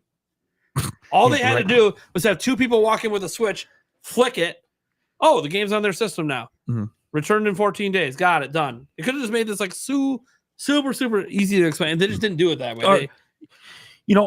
One thing that I think could be nice of this is, it gets to like day 13 and you can, instead of it automatically going back to the person, you can request to keep it for another 14 at like day 13. And, the owner has to just approve. That might be, that might be included. I have a feeling that like everything isn't explained yet. Mm-hmm. There's things about this we don't know, because let's say, I'm going to borrow it to it's a longer game and I want to borrow it to my fiance for like a month. Mm-hmm. I'm sure you can. Obviously you can. It comes back to you and then you just tap the button and send it right back. But that's kind of annoying. But I can also say this. When I borrowed a game for 14 days, most people will be done with the game after 14 days, to be fair. But for people that aren't, it's like, okay, well, I might want the game back before then anyways. We don't have it to test it. We don't know. Mm-hmm. And the thing with this test is we'd have to wait. Mm-hmm. We'd have to wait 13 days to see if there's an ability to request an extension from the original borrower, or if I, as like Sam lending you something, if I could tap on there and be like, no, they can have it for the next month. Yeah. And if I can even pick a day that I want it to come back. I want it back, can I have it back type of thing. You can ask for it back, obviously. Well, yeah, I believe I was reading in the Q&A thing. I think the person who lends it out, they lend it to somebody and they want the game back. The lender can actually override them and get the game back. Yeah. Yeah, that's cool. Which that's the way it should be. Yeah, that's the equivalent of going over to their house and be like, give my game back. My game back. I texted you. You didn't bring it over. So that seemed to be in the Q&A and I like that too. Because even if I lend a game to my kid and it comes back after 14 days, well, then all of a sudden something happens and I'm in the hospital and now I'm like, oh crap, I want to play that game. I don't want my kid to have to either that go through the process to send it back to me. I'll just hit a button and bring it back. Either that, Nate, they do something wrong, you can just take the game away from them. Well, If they don't have games on their system, they can't play their system. Well, okay. Well, my kids are going to still be requesting physical games for their birthday. So. But you know what I'm saying. I mean, you could take the game away from them, and they wouldn't be able to play it. I mean, if they had no physical games, I hear you. They wouldn't be able to play. You want to play Minecraft? Cool. Well, I bought one copy. Yep. I'm borrowing it to you. Yep. And when you fuck off, I'm taking it back. Yep. This is really cool. Like, let me ask you guys, growing up, obviously you borrowed games to friends, like you did swaps, right? Yeah, all the time. Obviously not permanent swaps, but you're like, hey, I want to borrow X game for a while. What game do you want to borrow? And they'll look at your games, right? Yeah.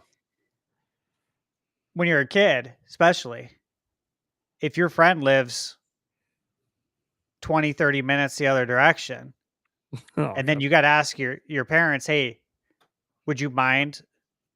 I know you just worked all day and you're probably really tired. Would you drive me over there so we can swap games? Right. Mm-hmm. And like, oftentimes, you know, I wouldn't say often, half the time the answer was no, because no, we don't want to go drive. We're tired. Got to make dinner. Got to get ready for bed, blah, blah, blah. Life goes on. That's not a problem anymore, because if it's your good friend, join my family plan. I'll go on yours. We can have 8 people. This is cool. Like, I think this is really awesome. You know, I think about my cousins who used to live here in Arizona, and they ended up moving to Colorado. Teresa and Christina and Jordan, big gamers, all girls, big gamers. And when we were growing up, all here in Arizona, we used to all play video games together. And then once they moved, they'd come out like once a summer. It's like, all you got to do is come out once, connect on my Wi-Fi. Now we can share games. Even though you're in another state now. When you guys come out here and stay with me, just hop on the Wi-Fi. We got to do this one time. Like, that's so cool. I think as a kid, this is awesome. Right? This is a great way to, I don't know, like, it's like free rentals too. Yep. Mm-hmm. Like, we used to have to like earn an allowance, right? And do a lot of chores to just be taken to Blockbuster. That was a treat. Yeah, right. So this wasn't the only thing they announced today. They also had this new app yes. they launched, Nintendo Today, that I've been messing with a little bit. Obviously, there's not a lot on it right now at the moment, but this is Nintendo's way of trying to get notifications on your phone and delivering news to you every day. One thing I did with my app, let me grab my phone here, is like on my screen when I open it, I put the Nintendo stuff right in the dead center. So like every day when I wake up, if there's like a new announcement from Nintendo or I took a nap and there's an announcement, it'll be just right there in the middle of my screen. I think that's kind of cool. The only complaint I have about this app is it's kind of like a calendar app that lets you know like when Nintendo events are happening, combined with like, you know, they have links to like the Direct today that you could watch and stuff like that through the app. Like that's all cool. I'm out. I don't find myself using it much for that stuff because I'll probably just do it on my computer. But I guess if I'm on the go, it's kind of a quick way to access some of this stuff. But the calendar to me is like the most interesting facet of it. Is you have this calendar and you could pick your themes. Like I got the Zelda theme, of course.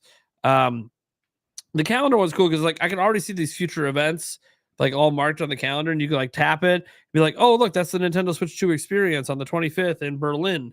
I'm like, that's kind of neat. In case you forget that's happening, even though I'm not going to it, it's not relevant for me. And you can pick and choose. I just chose for it to throw everything on my phone, so I know every event going on, even if I'm not part of it. One thing I would have liked this to do is integrate one way, the other, or both ways with my calendar on my phone, because it doesn't. Like they had an opportunity for this to kind of replace my calendar app by just drawing all the data from my calendar into it, so I can see the Nintendo events and my events. Yep. Instead of having to use 2 different apps now to see that, the calendar app and this one, or have this data be able to get synced into my calendar. Well, you know, as I said, one way or both ways. I feel like it's a missed opportunity because, look, most days are going to be blank, right? There's not going to be anything in them. And other days, it'll be something like a Switch 2 experience in London. Cool. Well, there's only one thing relevant on their calendar right now that I can even do anything with. That's the direct next week. Mm. Nothing else. Like I go forward on the calendar. None of these other things are things I can participate or do anything in. So I feel like it might get more useful over time because it's a daily app. They literally said directly in this video, which is not over to me. I get it looping here. They said directly in this video, word for word, beginning April 2nd, Switch 2 news every day in the app. Mhm. I don't know how they're going to have news every day. Don't ask me. It's planned. They're Drip feeding it. Yeah, they're really going to drip feed something Switch 2 every day, probably till launch. So That's it's top awesome. of mind for everybody. Yeah, it's at the top of the mind. So that's awesome. And this will be a great way to keep track of that. I think that's how they're going to get people to use it is, hey, every day, go to the Nintendo Today, first thing in the morning. See what new Switch 2 stuff dropped. Like, that's what they're trying to get you with. But I'm like, yeah, but besides a promotion run like that, I don't really know.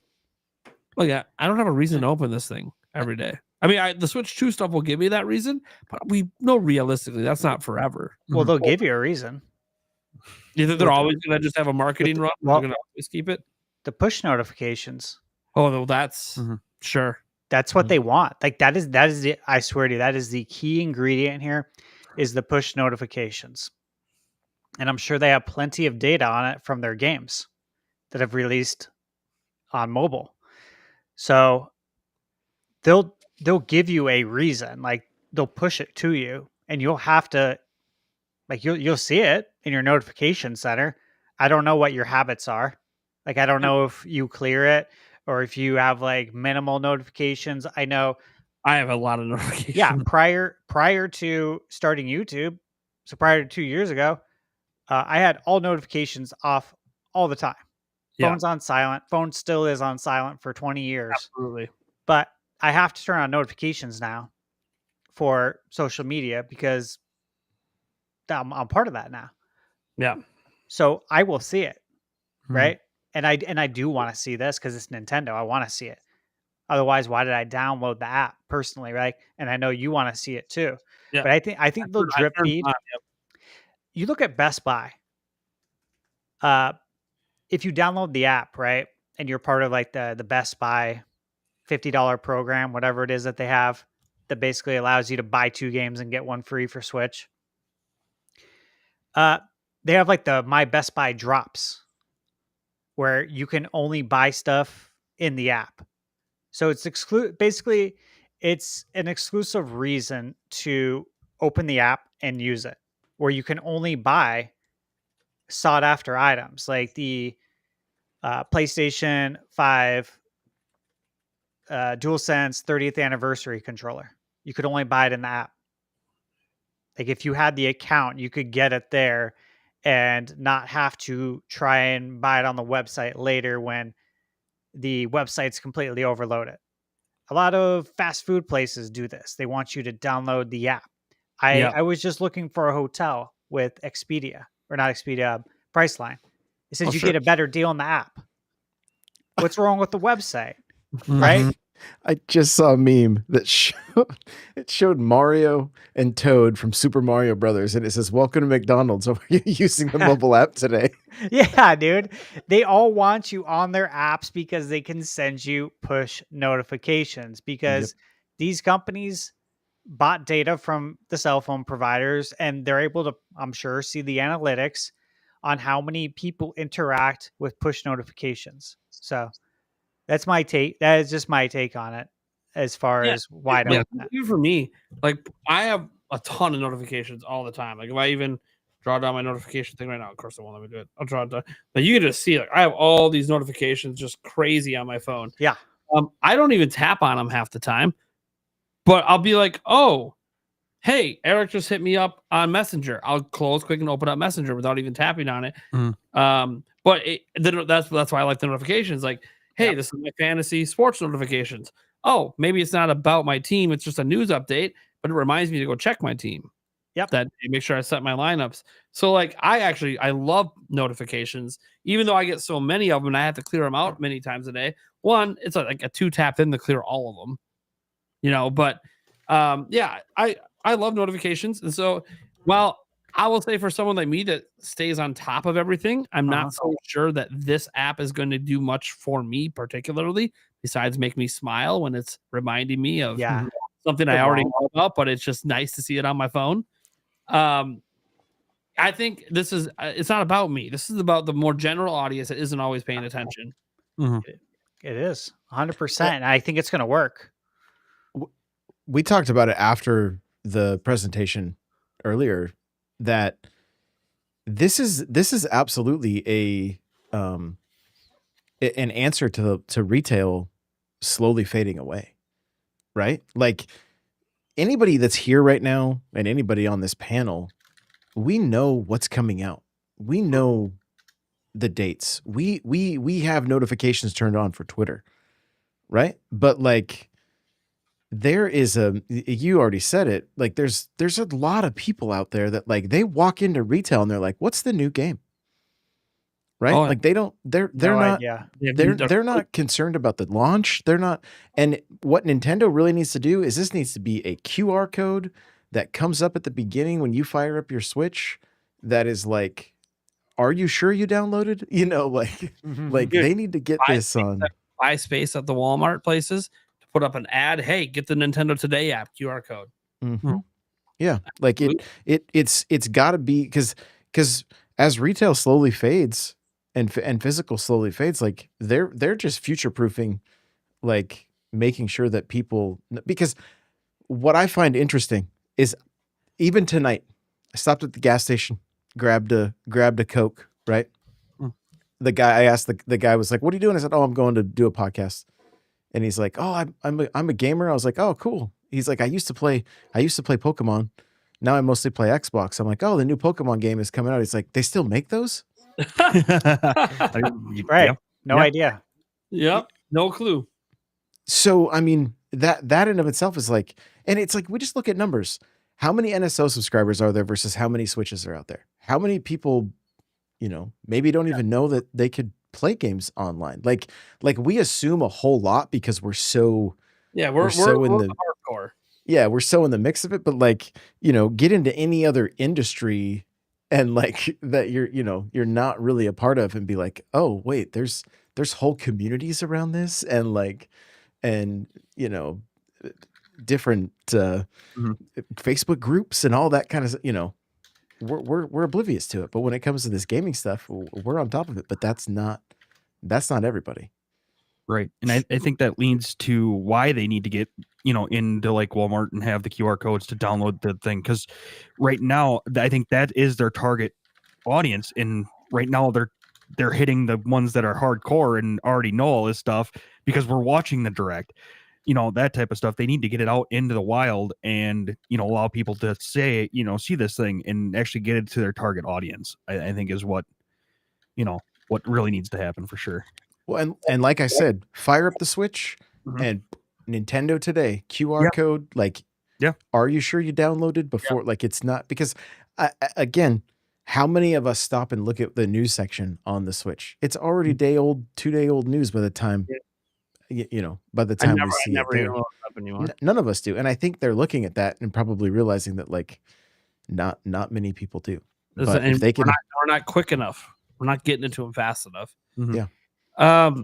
So I guess we can transition a little bit here into just the general thoughts on the entire direct. I'll just set the direct to play here. So I'll just throw out my first thoughts, and I gave this this morning is this is probably one of the weaker directs. Absolutely. It felt like an indie world with Metroid, Tamagotchi Life, and Pokemon, right? Like everything else was basically indie besides like Dragon Quest and stuff. And even that is still kind of presented the same way the indie games are presented, right? So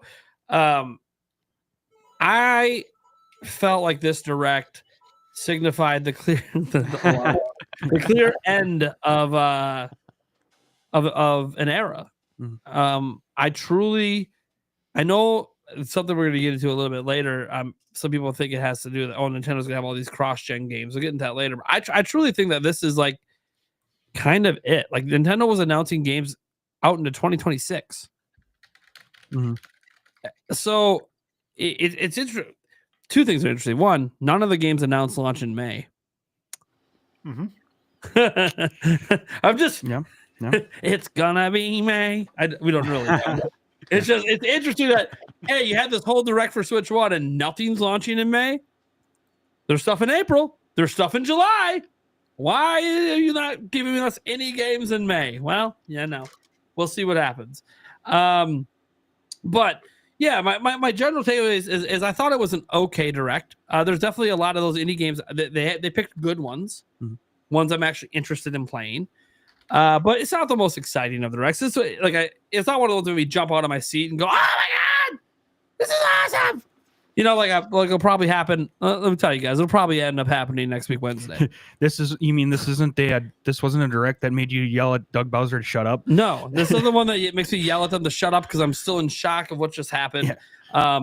This isn't the one that's going to happen, next week on Wednesday. I'm probably going to blow my voice out, and then I'll be on the podcast. Yeah, right. I don't know how much talking I'll be able to do. It'll be a very short podcast because all of us won't have a voice. Yeah. So it wasn't one of those kind of directs. And to be fair, those kind of directs only happen for me, very rarely anyways. Like the last time a direct popped for me like that was the Tears of the Kingdom reveal back in 2019. That reveal caught me so off guard. I was just hyped as hell. But when I look at this direct, I think it was okay. And I think it just, to me, signified, all right, this is it. We're kind of done with Switch 1. But these are just the announcements we needed to get out of the way. We needed to remind people Metroid Prime 4 is coming to Switch 1 before we show it on Switch 2. We need to remind people Pokemon Legends is coming this holiday. So, hey, no matter what happens with Switch 2, you guys still have this big Pokemon game to look forward to. We need to remind people that, hey, we're still supporting the system into 2026. Here's a brand new game, not port or remaster, that we're launching in 2026. And hey, we have a couple new things we're launching that will get completely buried next week. So we need to get the announcements out now when people are going to pay more attention to it and get people are more likely to download Nintendo Today app today than they probably would have been if they mentioned it in the Switch 2 Direct. Even if they put in the Switch 2 Direct, hey, we're going to have daily news on this thing. Everyone's going to be so busy talking about the games and the features and pre-orders. They're not going to, forget to go get the app. So it was a good day to announce that and mention Switch 2 directly for the app. Like they clearly were like, hey, look, we didn't have much in this direct for you to get excited about, but every day Switch 2 news is happening here. You need to get this app for that. You need to get prepared. And then obviously the game sharing, get that out of the way now so they don't have to talk about it next week. They don't even have to bring it up because it's already a known feature and it's already announced as coming to Switch 2. So that I think is the this is kind of the get what we need to get out of the way before we just completely shift over to Switch 2. I do not think this means there are no more games from outside of what was announced. I still think Nintendo will have some games not announced here coming to Switch 2. I'll give you just one example. Certainly. Look, is there any reason for us to doubt Nate the Hate at the moment? He said we're getting Kirby Planet Robobot HD this year on Switch, and it was not announced today. We're only 3 months into the year, guys. Like they gotta have some announcements for later in the year. They're not abandoning 155 million. Yeah. Yeah. So while I don't think Nintendo's going to have a ton more games coming, I do think there's probably a handful more ports and remasters over the next 2 years, all the way through 2026, that they just aren't announcing yet. They'll just drip feed those over time. That maybe they'll do Twitter announcements. Maybe they'll even appear in a direct. But I think this is Nintendo Today announcements. Nintendo Today announcements. Yeah. And what they did this to just get, hey, this is what we feel like we need to get out of the way. Because once we get to next week, we get to Wednesday, it's all Switch 2. We even told you your Nintendo Today app from April 2nd on, where we have Switch 2 news every day. Everything. Nintendo literally declared today, April 2nd, everything's about Switch 2. They literally just said, they had Miyamoto on screen to tell you. April 2nd, everything, Nintendo Today app, Switch 2 news every day. They didn't say Switch news every day. No. Switch 2 news beginning April 2nd every day. It's like, okay, they got the patches, on the baseball team for their away games. That's already started, although today was a home game, so they saw the Nintendo patch, but still not for sale yet. Yeah, still not for sale. Hopefully, keep looking. I keep looking. So, and this might be one of those things you have to go to the in-person pro shop. Let me tell you, Nintendo, if you announce a Nintendo Live in Seattle later this year, I'm not only going, I'm going to swing by the pro shop of the Mariners and grab myself one of those jerseys. I got lots of family there. If you guys need a hookup, just let me know. Oh, there we go. Yeah. There we go. Thank you. They're in the pro shop, man. Like, I would let like to me get a know. Ken Griffey away jersey. oh, dude, if they have those with the patch, oh, baby, I'll take that. Yeah, you can't get a white jersey. You can't. Because if you do, you just know it's going to get stained like Oh, after one wear. I Every hate time. white. Anything. Yeah. I like don't white. buy anything white. I don't care how cool the shirt is. Michaela was showing me something really cool. I'm like, babe, it's white. I'm not buying that. Yeah, I wear white all the time, but I already know it's only good for a few wears. It is what it is. Yeah. I like the way it looks. It looks so clean. I'm like, okay, yeah. And then that's really well. Let's go out to heat. Oh, honey, hold on. I gotta change. I gotta like put a coat on Yeah. and like cover everything Yeah. up because this is not gonna go well. Let me go find a poncho. We'll be. Yeah, like you know. So I've done pretty good at protecting some of my whites, but with now that my kids are older, when they were younger, it was impossible. Just don't wear anything white when you have young kids. Mhm. Anyways, so no, I guess I gotta give my thoughts on the direct. You guys have any Uh, additional thoughts? Go ahead, Josh. Or Go ahead. Steph. I'll go last. Go ahead, Josh. I'm right there. It really felt like a great showing for Square, Bandai, right? Like I think that everyone's golf was kind of that was neat. I don't know how this direct again, like it may not be it's not the Zeldas, it's not the Marios, it's not the Mario Karts, right? Like it's not the stuff that everybody's always hungry for. But there was a lot of hey, we're listening to the fans. Rhythm Heaven's back. Yeah, that was again not a game I've ever even played, but like my chat was going wild, like they were going crazy when they saw that. They were going crazy when they saw Tamagotchi Life, and like that, like I love that because it just shows how vast and how broad the Nintendo community is, and like it goes beyond just like Mario and Link, and so It was the and- direct for the niche. And that's awesome. and I think does Square show us a Chrono Trigger HD 2D remake like in a week? Like We keep talking about, man. No, we keep wanting it to be a thing. We're trying to will it into existence. Sounds like we Yeah. all are. I think so. And so like I mean we didn't really expect this to happen until like a day or two ago, right? And then now we're getting two. When have we ever had two directs in 2 weeks? Like It's within 6 days of each other. yeah, like that. That's wild. And so I'm dropping a short for 5 days till the Switch 2 Direct tomorrow morning. I'm like, oh my god, we just got done with the Direct. yeah, it's so regardless if like maybe I think there was a lot of expectations with Kirby Planet Robobot would have been really cool to see. Metroid Prime 2 and 3, like, or at least 2. Like I am thoroughly disappointed that we did not see a Prime 2 remake because I've beat 1, I loved it. I haven't beat 2 and 3, and I really want to play those without having to fire up my Wii U and use the Wii remote, right? Like that's, obviously I got to play 2 on GameCube, but that I want to experience those games. And so like I'm super stoked that we saw more for Metroid Prime 4, like we talked about at length, but I do think based on like there was probably some expectations that were a bit too high with everything that's been talked about since there was going to be a February Direct, right? Like we've kind of had some expectations for what we thought was going to be there. Maybe my expectations weren't met, but I know there's a lot of people that were very, very excited. And so that also excites me because I'll jump into the one thing that the Switch has done is it has me playing far more. Like Pokemon was not something I typically would play. Now I'm playing I'm playing that more, right? Tamagotchi Life. Yeah, I didn't play it on 3DS. My kids loved it. I'll play it this time around. Like I'll give it a go because it's one of those things. I know my community's going to be into it, and it's going to make great stream content because like it's just wild. It's just absolutely wild.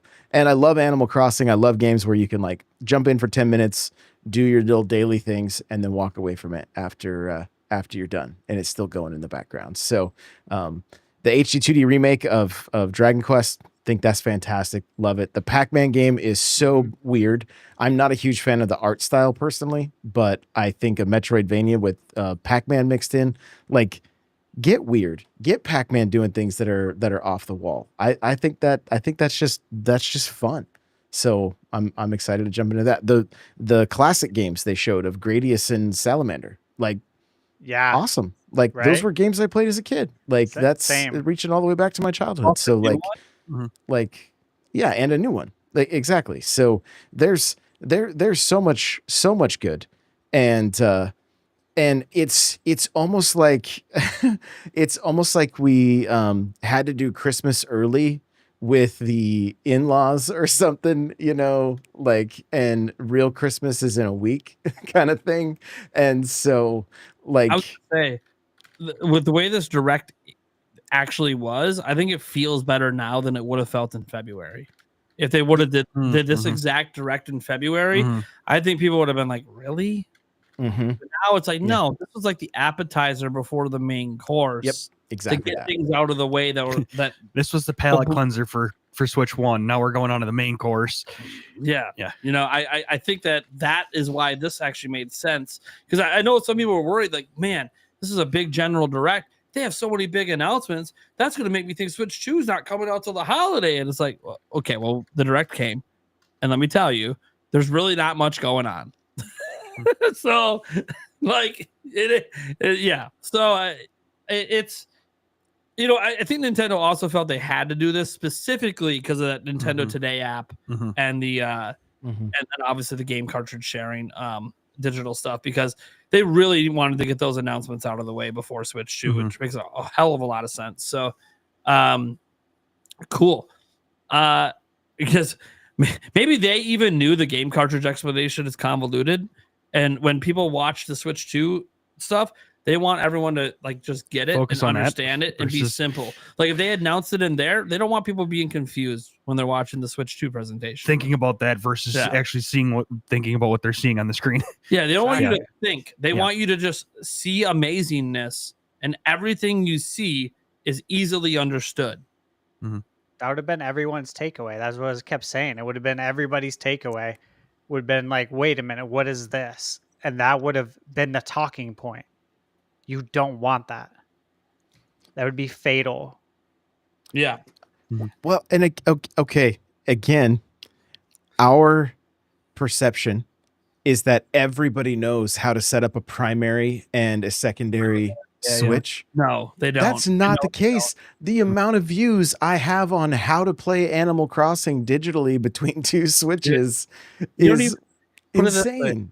I made 2 videos on my channel that were basically the same video in back-to-back years, how to get free games on Switch. And all it is explaining how to find free-to-play games on Switch.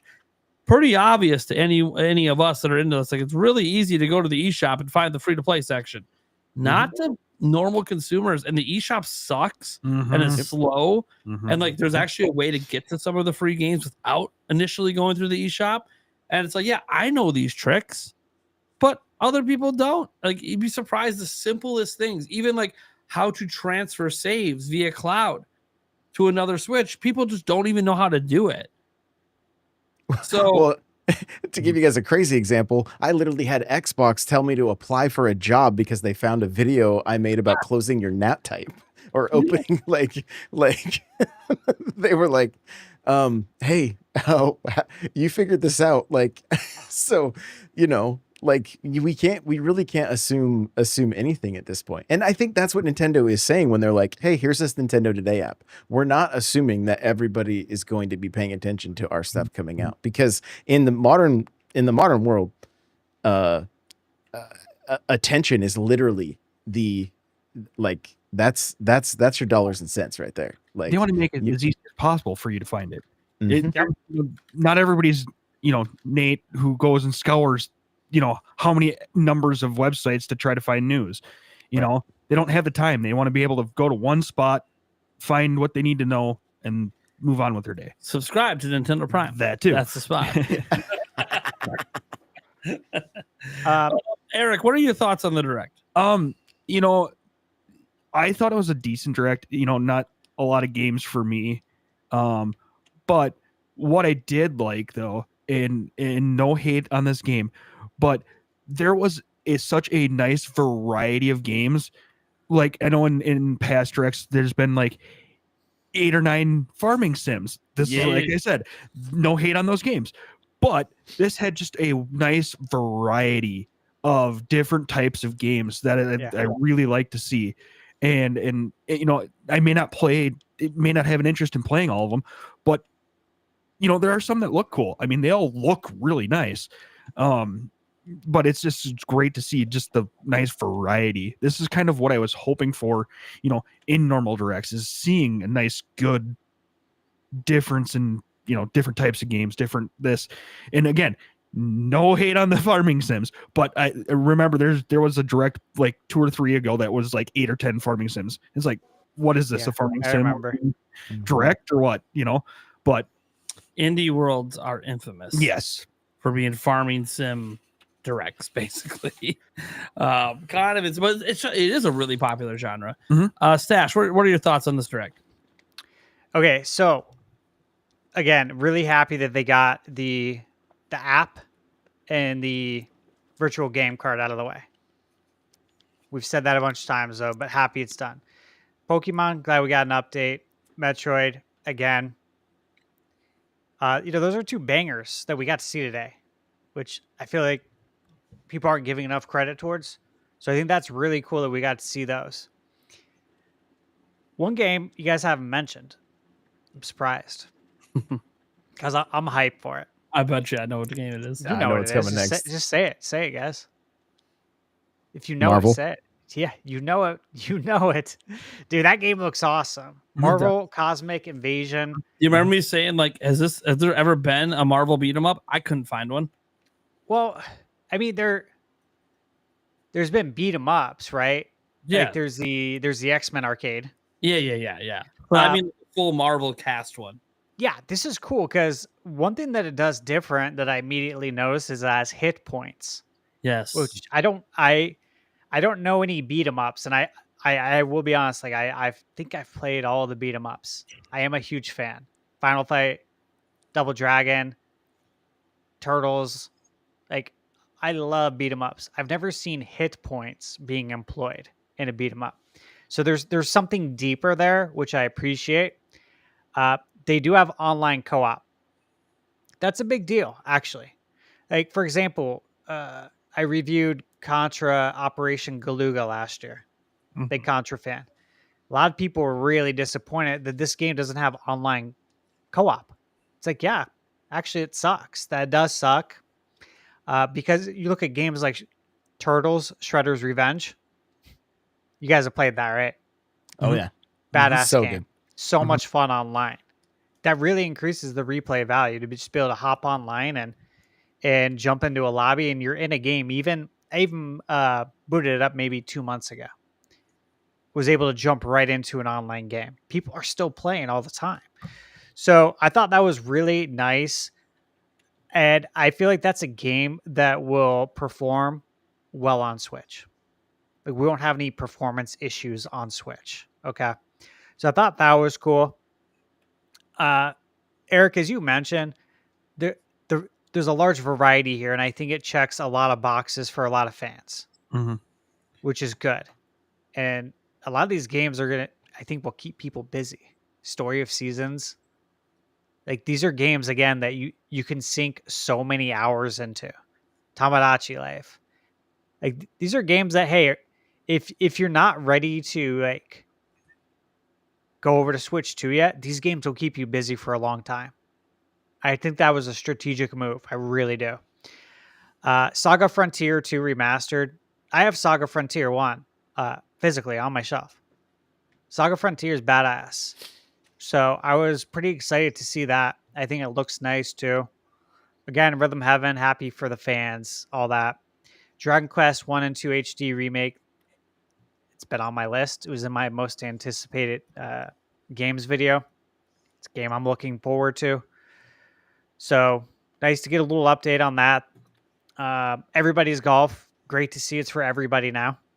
So it's finally on Nintendo. The Witchbrook game. I think that could do well. Now, I'm not going to play it. I think Michaela would love it, though. I think there's definitely people that would enjoy this game. I think the Animal Crossing crowd will love it. The cozy gamer genre crowd will love Witchbrook. And I actually really like that art style. Gradius Origins, it was announced physically today. I will probably pick it up physically. Shadow Labyrinth, I already had pre-ordered. I pre-ordered it right after the Game Awards because pre-orders went live. I think you guys know I love Metroidvania games. So I was like, dude, this is badass. Pac-Man and a Metroidvania? This game looks crazy. And I don't know if you guys know, but they had an episode of that show that's on Amazon that's about video games. There's like 8 episodes. There's a whole episode for Shadow Labyrinth that set the stage for the game. Do you guys know what I'm talking about? Does anyone in chat know that video game show I'm talking about? Each episode is a different like video game world. But there's a whole episode about Puck. It's wild. Michaela and I watched it. She's like, what is this? Like, it was dark. It was weird. You guys would like it. And then Eternal Life of Goldman. Again, I've had this pre-ordered since it was announced last year, I think at the Summer Game Fest. As soon as it went up, this game looks like DuckTales. Yes. You know how much I love DuckTales. Like, I Same. love it. Yes. Dude, he's on a pogo stick. It's Yep. it's a Metroidvania on top of it. It's not just like an action platformer. It's a Metroidvania. So like it's going to be a longer game. There's going to be obviously new abilities to find and probably upgrades to your cane and everything. I'm like, dude, this looks cool. I know we're not going to get a new DuckTales. So this is as good as it's going to get. And the art style is really cool.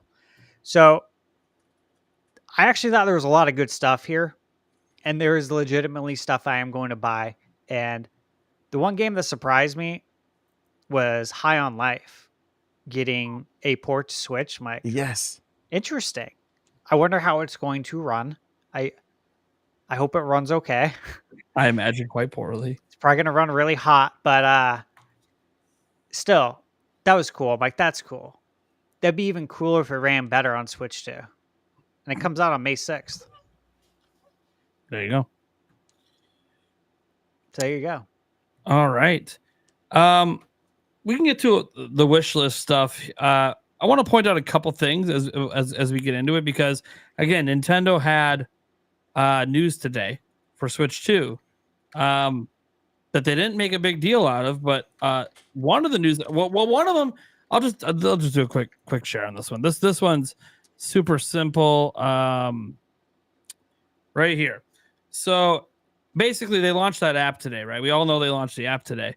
And on the App Store, not on the app itself, on the App Store, when you look at the screenshots of the app, they show the Switch 2, you know, like a new render of it or whatever, or at least what looks like the old render.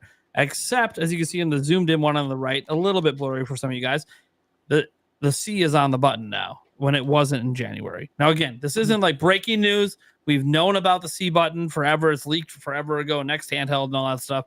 However, it's just one of those things that this is the first time Nintendo has officially shown that, yes, there is indeed a C on that square button. For some reason, they wanted to hide that fact back in January. I don't know whose decision that was, because now it's out there before Nintendo even explains what it is. So cool. Again, not a whole lot to say about that one. But then the other one, as we head into the wish list, because the wish list is going to be our wishes for Switch 2. This other one, I got to do this and replace. There we go. And let's go with this one. So On this page, I want you guys to pay attention to this paragraph here. And this is what got the internet really talking today. So this is on the page with the virtual game sharing at the bottom in the fine print. This is really zoomed in, but I'm like 300% zoomed in. Like it's fine print. And it says compatible systems must be linked to a Nintendo account to use virtual game cards. Nintendo Switch 2 exclusive games and Nintendo Switch 2 edition games. Mm-hmm. The edition games is the new part. This indicates to be clear, we don't know exactly what it indicates. To me, this indicates Nintendo is going to be selling new versions of Switch 1 games on Switch 2. Some people think it indicates that Nintendo will have cross-gen games for a long time. Some people think that I don't think it's a patch. Because if it was just a patch, they wouldn't call it Switch 2 Edition. You would just pay for a patch, right? Pay for a DLC patch or whatever. Kind of. It's been kind of goofy with their naming stuff. So you see what PlayStation does, right? Yeah, I know. When you put in a PS4 game and you want to upgrade it for $10, yeah, or sometimes it's free, but you upgrade it to the PS5 version. It no longer says PS4 game; it says PS5 game, even though it is a PS4 game. Yeah. So obviously, we don't know exactly. I think this will be one of those things that's explained next week, right? I think it's pretty obvious. This is one of those. Hey, next week we got you. We'll explain what this all means. But I just find it interesting just to bring up because Nintendo hasn't talked about anything about how they're going to handle backwards compatibility. Just that it exists, right? It's happening. They haven't talked about whether there will be Switch 2 versions of Switch 1 games. Regardless of what it means, Switch 2 Edition means, yes, there will be Switch 1 games that have a Switch 2 version. How that version is delivered, whether that means just Breath of the Wild 4K and they're going to sell it to you as a new Switch game, Switch 2 game, you know, like that we see that all the time. That's what remakes and remasters are all about.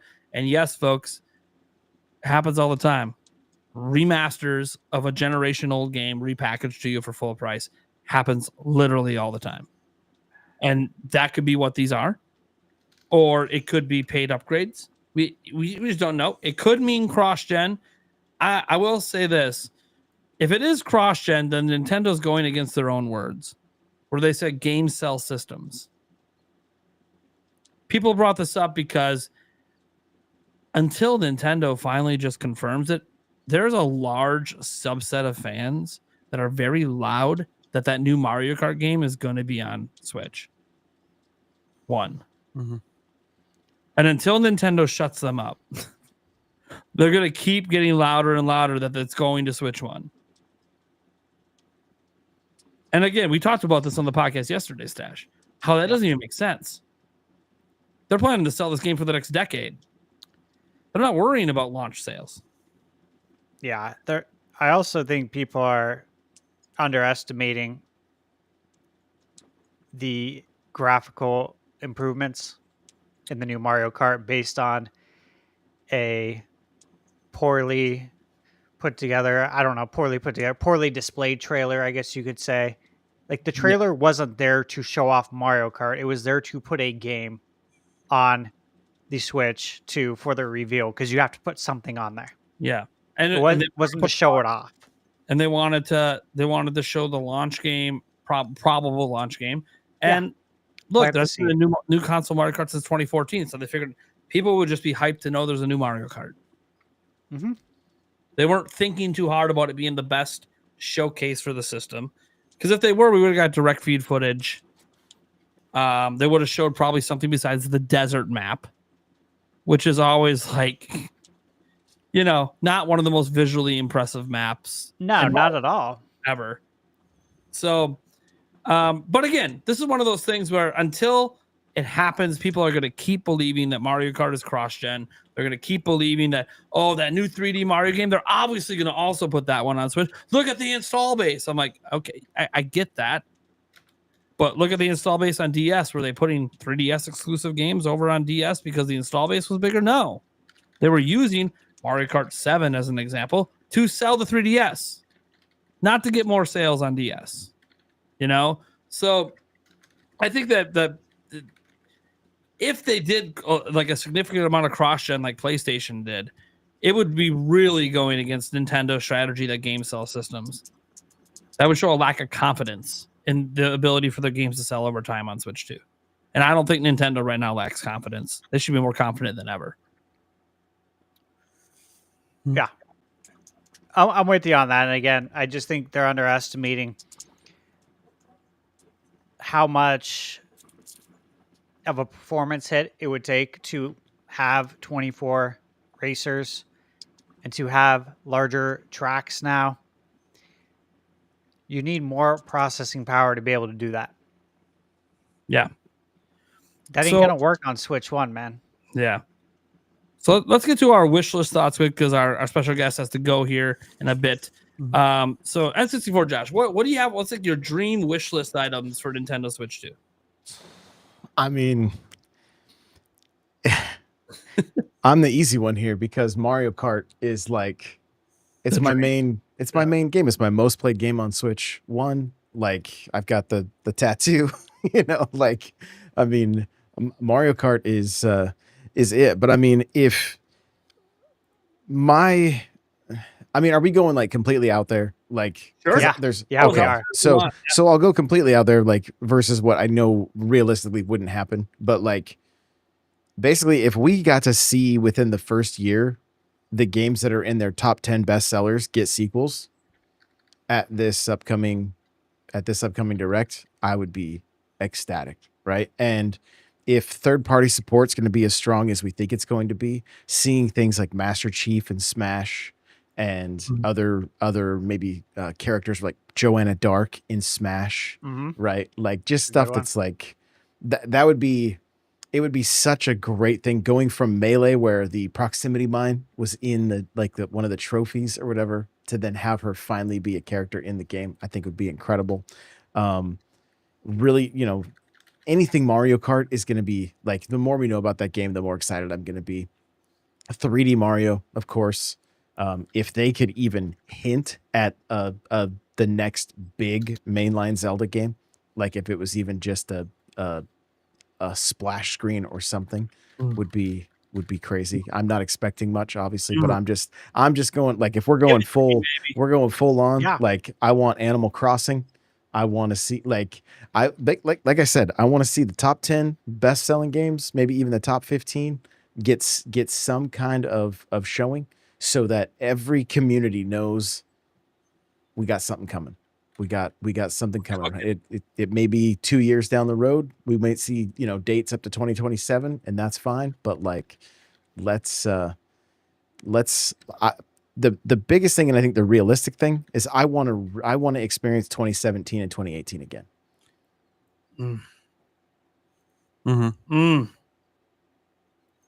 Love it. Yeah. I want 2017, 2018, and 2019 because 2019 was a banger year too. Yep.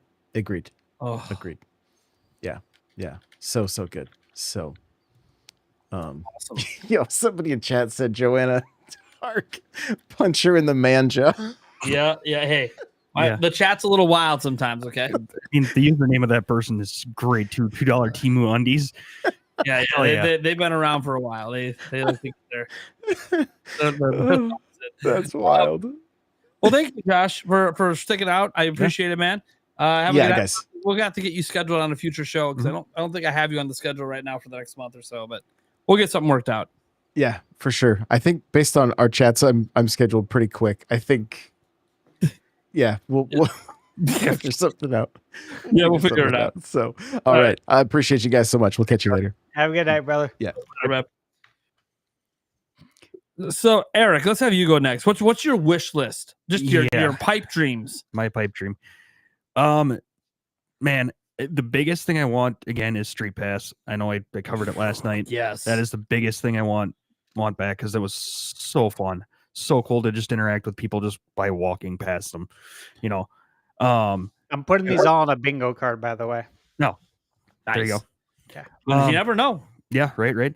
I do want to see, you know, whether it's Rare Replay come. Is Rare Replay actually on Switch? No, it's not. No, that would be nice to see. You know, come over. That's a good one.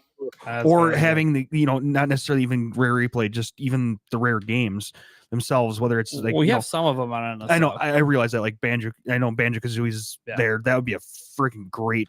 I want a new Banjo Kazooie game. I want a new one, not Nuts and Bolts. That is not a Banjo Kazooie game. Well, also that wouldn't be new. Go away. All right, I put new Banjo on there. New I Banjo. freaking want that so bad. There you go. Nothing wrong with wanting that. I want Conker's Bedford. That rare collection, is freaking great. Yeah, the red replay is awesome. I also want Snowboard Kids.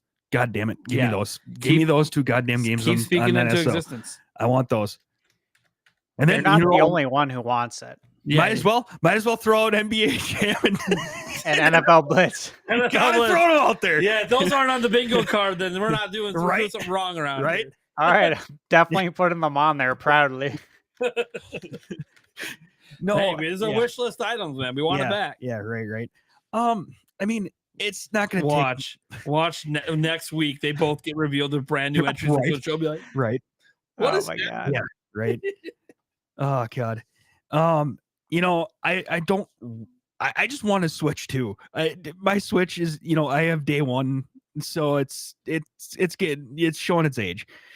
It's decrepit. It's not. It's No, I limping mean, it down the still way. works. It's still fine. It's just. You mean it's not like my day one that Yulia is using, where the SD card reader stopped working. Yeah. The screen has a bunch of lines on it. Yeah. No, it still works, but you could tell she's starting to kind of get a little bit. She's showing her age a little bit. So I just, I'm not. Even if they just gave me an updated current Switch, I'm good. That's what we're getting. It. No, honestly, yeah. I mean, I'm fine with even just like take what I have, make it a little better. That's what they're doing. I'm good. I realize that. That's all I want. Okay. Well, look, I'll go with some wish list stuff quick. Look, these guys gotta start dreaming bigger. Yeah. Okay, like we're not dreaming big enough. I got big dreams, so I want to hear yours. So obviously, like Josh said, the 3D Zelda. Obviously, I'd like to see 3D Zelda. That was even already on my bingo board for the thing. So that's not dreaming big enough because that's going to happen. We're going to expect it. Yeah, we're good. Even if it's not next week, it doesn't matter. We're going to get it. There's no way in hell we're not getting a 3D Zelda. So I got a dream. I gotta start doing the pipe dreams. All right. Exactly. So it's a new generation. We don't know anything about it yet. Everything's on the table. Exactly. Everything's on the table always. Everything's on the table. And my dream is they're doing, this would be really idiotic, but they're tricking us. Mario Kart's the holiday title because they're swapping in another racing game. One that can show off something Eric mentioned earlier in the stream about Legends EA. Look at that water. I know what you're saying. A brand new Wave Race game. There you Brand new, not a remake or remaster. Bring back Wave Race and all of its watery goodness and just be like, look at that water. And we can legitimately say that as a massive positive for how impressive the water physics are, the way the water looks. Put a water tank on the back and it just you as you get hit. This is pipe dream. I'm not saying this is a good idea. They should absolutely launch with Mario Kart. Fantastic idea. They should absolutely launch with Mario Kart. But I have a big list, but that was one of my games on there, so yeah, you gotta put it on there. We gotta get Wave Race back. This is also something I've been asking for a long time and has never happened, and I'm gonna keep willing it into existence. I want them to have a brand new IP that's another action adventure game that's not Zelda. I love Zelda, but why is that the only one Nintendo makes? Why can't we have Monolith Soft cook and make another one with all new everything that's not bound to the history of Zelda? I was gonna say it'd be nice to have a brand new IP that actually has like a major like a new major Nintendo character, not something that's been tied to the past. From the NES, from the the early days of Nintendo. Well, they have Splatoon. That was their most recent, like, really big one. Right, but I mean, the Inklings are, I don't know if they're necessarily like major characters, are they? I don't know. We're talking about a franchise that sells like 15 million a pop. What? We consider Samus a major character for Nintendo, and Samus can't do that. But Samus has been included in a lot of like Nintendo Are you a squid or a kid? advertising, right? Oh my God, guys! You hear what Eric's doing right now? He's dissing No, Splatoon I'm is not. a non-major entity for Nintendo. No one knows what an No, I'm Inkling not. is. I did not say that. You're putting words in my mouth. Hold on, is it on the Nintendo Today app? Is there? I don't even know if it's a theme on the Nintendo Today app. Let me look it up. Does I'm gonna Nintendo I'm consider gonna it laugh major if enough it's to have not. a theme? I'm gonna Well, they have a laugh Pikmin if theme. it's not. It's funny because they have a Pikmin theme. If they don't have, of course, it's Miyamoto. Miyamoto's gonna get what he wants. Oh my God, what are the themes? How do I switch the themes? That I haven't Yeah. figured out yet. Go into your profile and I'm on my profile. Information, nothing. Home. Dude, how do I has anyone Splatoon is there? Plucky69 saying Splatoon is there, but I can't, I don't know. Oh, yep. There it is. So I would argue that whatever is here on this app is what Nintendo considers to be their major characters. You have Mario, you have Zelda, you have Animal Crossing, Tom Nook, of course, Splatoon with an Inkling. You have Pikmin, Kirby, Fire Emblem, Metroid, Xenoblade, by the way. Love to see Nintendo considering that one of their major IPs. WarioWare, because it's Wario, come on. He's so recognizable. Donkey Kong, obviously. And then you just have like just the classics theme. So that to me, like this list here is I think what Nintendo considers to be their absolute major characters. You'll notice no Pokemon. There's other companies involved with Pokemon. There might be a Pokemon theme eventually, but anyways, so there you go. Nintendo thinks it's major. Doesn't mean that you do. Yeah. I mean, I don't know. It's not the first thing I think of when I think Nintendo. Well, to be fair, you said you've tried to get into Splatoon and you don't like it. I don't hate it. But you don't like it. You don't love it. Yeah. Yeah. So, okay. So we've established Eric hates Splatoon. Moving on. I'm kidding. I'm just yanking your chair. No, I know. Sorry. It was funny for you to just bring like, hey, I want there to be like a new major game that's not based on old IP. And then I bring up one that's new. And you're like, well, no, that doesn't count. What do you mean it doesn't count? It's one of the most popular games on Switch. Anyways, it's in the top 10 sellers. Yeah. Anyways, moving on. No, I think your grander point, though, is right, though. Like, before Splatoon, what was the last one they had? Animal Crossing, maybe? That's all the way back on what, GameCube? 64, really. Yes, yeah, technically originally on 64. Because like even other ones, like they had Nintendogs come along, but that didn't stick as anything major. Advance Wars came along, didn't stick as anything major. Like they've consistently, we had ARMS, but that didn't stick as anything major. Like they keep bringing out new games, but that really was it really just Animal Crossing? Then We got a new Battalion Wars. On sure Switch. we did. But like it's not considered major by Nintendo. Like they don't have a Battalion Wars theme on here. No. I think it's interesting because it's not for lack of trying. Nintendo's definitely puts out new IPs every single generation, but nothing. You know, I seriously, if Splatoon didn't pop off, what would? I mean, that's a fair point. Like a dream of having some new IP just pop the fuck off. Yeah. And that's what I said. I want that new IP to be a new action adventure game that isn't Zelda. And I love Zelda. But can you imagine if there was two IPs, the level of Zelda in that genre? Yeah. I get that. Other wish list items. This shouldn't be a wish list item. I'm going to caveat this right now. This shouldn't be, but because it's Nintendo, it is. Redo the entire fucking eShop. Yeah. Oh, yeah. Take the current one, throw it in the fucking trash. Yeah. This should not need to be a wish list item, but it has to be because I don't think they're going to throw it in the trash. I think there'll be some improvements, but it's just going to take the current eShop and try to put a new coat of paint on it, but it's still kind of clunky. It still doesn't let me sort things correctly. It still will have the games I purchased listed in their sales area when I already bought these games. Don't even put them on there and make me feel bad that now it's on sale for $2 when I bought it last week for $15. Like, don't even show the game to me because I already own it. Like, filter out the games I own, Bearman. Like, eShop is so bad. But I have to make it a wish list item because I literally don't think Nintendo's really going to do much about it. You figure they could. They're pushing more digital. We just got a digital announcement today, and Yeah. it's Yeah, they need to make walking through their store, so to speak, an enjoyable experience. And it's not. make me want to browse the eShop. Yeah, make me want to hang out here. Give me some nice music. When you go to the store, do they have music playing? Yeah. And if it's good music, that's a nice bonus, right? Yeah, and sometimes I'll stay around to the end of the bop because I want to. Exactly. It happens. Oh, you spend a little more extra. Look, I was done shopping in electronics 2 minutes ago, but like, dude, they got Backstreet Boys playing. I got to finish the song. I got to get that nostalgia hit around and see. Oh man, is there a VHS player I can glance at quick? Right. Remember watching Backstreet Boys in concert on one of those things. Yeah. Anyway, so yeah, so getting back to other wish list items, I'm gonna throw, because again we don't know, and this is wish list. I want the Pro controller to basically be the PS5 controller. Yeah, I want all the haptics. I want all the trigger stuff. Heck, that was on my list. Put it in the thumbsticks.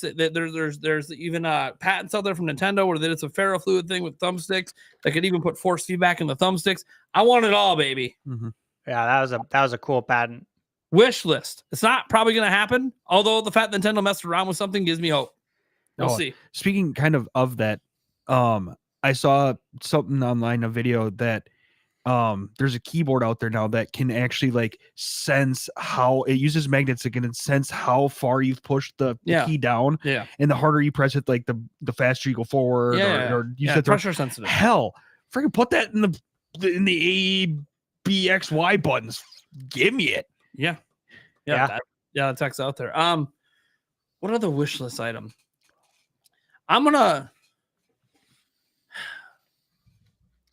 I know one that Stash is going to bring up, so I'm going to leave that to him because I was just about to say it.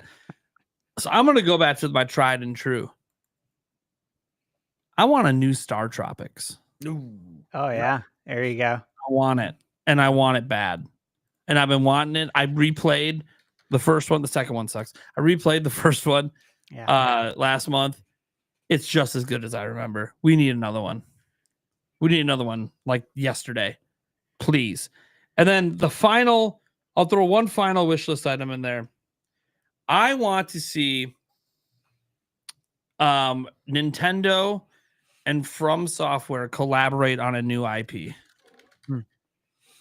I don't care what the fuck it is. I just want to see it happen. Nintendo, reach out, hire their asses, new IP, just for Nintendo. Someone mentioned last night, and if you're in the chat right now, sorry, I can't remember. But I saw it. I was like, oh, that's such a good idea. They said Nintendo and FromSoft, New Eternal Darkness. I'm like, that could cook. Cool too. Yeah. Yeah. So I'm going to stop there because I can go on and on forever with wish list items because I want to make sure I don't take everything off Stash's list. He's got quite the list, I'm sure. I do. So I got one more, but I'm gonna go. I'll save it for after Stash just in case you throw that out there. All right, let's see what you got, Stash. Is it trophies and achievements? No. Okay. All right, so I'll start there. I would really like to get trophies and achievements. They're really fun, and I want to see Nintendo's take on them because I think they could do something cool, and maybe it could be something we've talked about before. Like, if you get the so-called platinum trophy, you get a theme for your Switch. Something. But I think they could do something really cool to display the achievements. I think it would be fun. I think it would be very fun for the NSO games as well. These are all things that we've talked about before. And I think it's a good opportunity to get more people to buy the Switch game. Because I think people do sometimes buy the PlayStation game instead because they're part of that, trophy or achievements. So Nintendo should have something there. They need to get on board with that. Because the relationship has improved just dramatically during the Switch era, and I expect it to only improve more. That's Super Mario RPG 2. I do think it can happen. That would be nice. I really believe it could happen. Truly. And I love Super Mario RPG. Sorry, I won't even go into it. I gotta jump in here real quick. Yeah. Rapid made a really good point. They said that they love how achievements ruin the moment in games sometimes. It would be really nice if they did do like, because you know, like you get into this big giant cutscene, all of a sudden you're ding, and it's like, Yeah. really, you're gonna do this now, really? Yeah. Just do it at a nice time, not in the middle of a big giant cutscene or right, as they're entering one. I agree. Here's the thing. I don't like playing with achievements on. Yeah. Just turn them off. Yeah, And then turn once until I beat the game, and then turn it back on, and I'll go back and do challenges. Well, you can keep them on and just turn the notification off, No, so you but- still get all your stuff, and Yeah. it I know, but then I doesn't appear on screen. kind of want to know. I want to know I hit it, but I want to know, but I doesn't don't want. I either. want to know when I want to know. I Right. don't want to know then, but then I get it because I hit a major moment in the game, so you gave me a notification for. But then I don't. Can you wait till I'm done with the cutscene? right. And I agree. Yeah. Sorry. Go ahead. Timing is everything there. I totally agree. The emotional moment on Right. screen first before I get reminded that someone's texting me or Yeah. something. I get that. God damn it, Navi! I get. Yeah. Hey, listen. I know. Shut up. That's what it is. That's what those notifications are. They're Navi. The worst times you're telling me I achieved something. Damn it. Go ahead, Stash. Sorry. Oh, you're good. I'm actually typing it in. Obviously, one of the games I was gonna pick, I'm sure that's one you left for me, Nate, is Earthbound. Yeah, that was what I was gonna go with. Yeah. Of course, you have to put Earthbound on every Nintendo wish list and put it out there. We all have to come together to wish for this one. The power of group manifestation. We gotta make this happen. Yes. Now there's some games on here that I'm wishing for, but I legit think will happen. So I'm not going to put them on the list because actually, some of these are on my bingo card and some of them on yours. So yeah, I got to dream big here. That's why I left F-Zero off because I Mhm. kind of feel like F-Zero is coming back. They did 99, so Mhm. and they updated 99 and they did more stuff and they did crossover themes. I'm like, okay, yeah. That's why I didn't bring up F-Zero because I kind of feel like that's probably coming back. Yeah. I'm going to go with one from a longtime partner. Long time. Since I think since 86. And we're long overdue. So long. And this genre has come a long way too. That's the Metroidvania genre. Hmm. We need Castlevania Symphony of the Night 2. Because this is a dream. This is a dream, right? Mhm. I would love that, but I want a 2D Castlevania. Yeah. I mean, we got Bloodstained. Yeah. That was awesome. Give us something like that. And let's go with I gotta throw in Pilot Wings. Mm. A good Pilot Wings. Yeah. A legit Pilot Wings, not No, give us the knockoff Pilot Wings like we got last time. yeah, not Pilot Wings Resort. Okay, I want a real Pilot Wings. Not with me characters. Here's one I really want. We've talked about this a lot. The NSO game emulation. Step up your game, please. Improve it. I should be able to play all of the Nintendo classics best on Nintendo, not on my PC. I don't want to play it anywhere else but Nintendo. Mhm. But if there's the option out there to play Mario 64 upscaled on my screen here to 1440p at 60 frames per second, that's really cool. I would like to try that out, right? Nintendo, we got to do that. You guys can do it. Option for everything in widescreen mode would be nice. Yeah, if hobbyist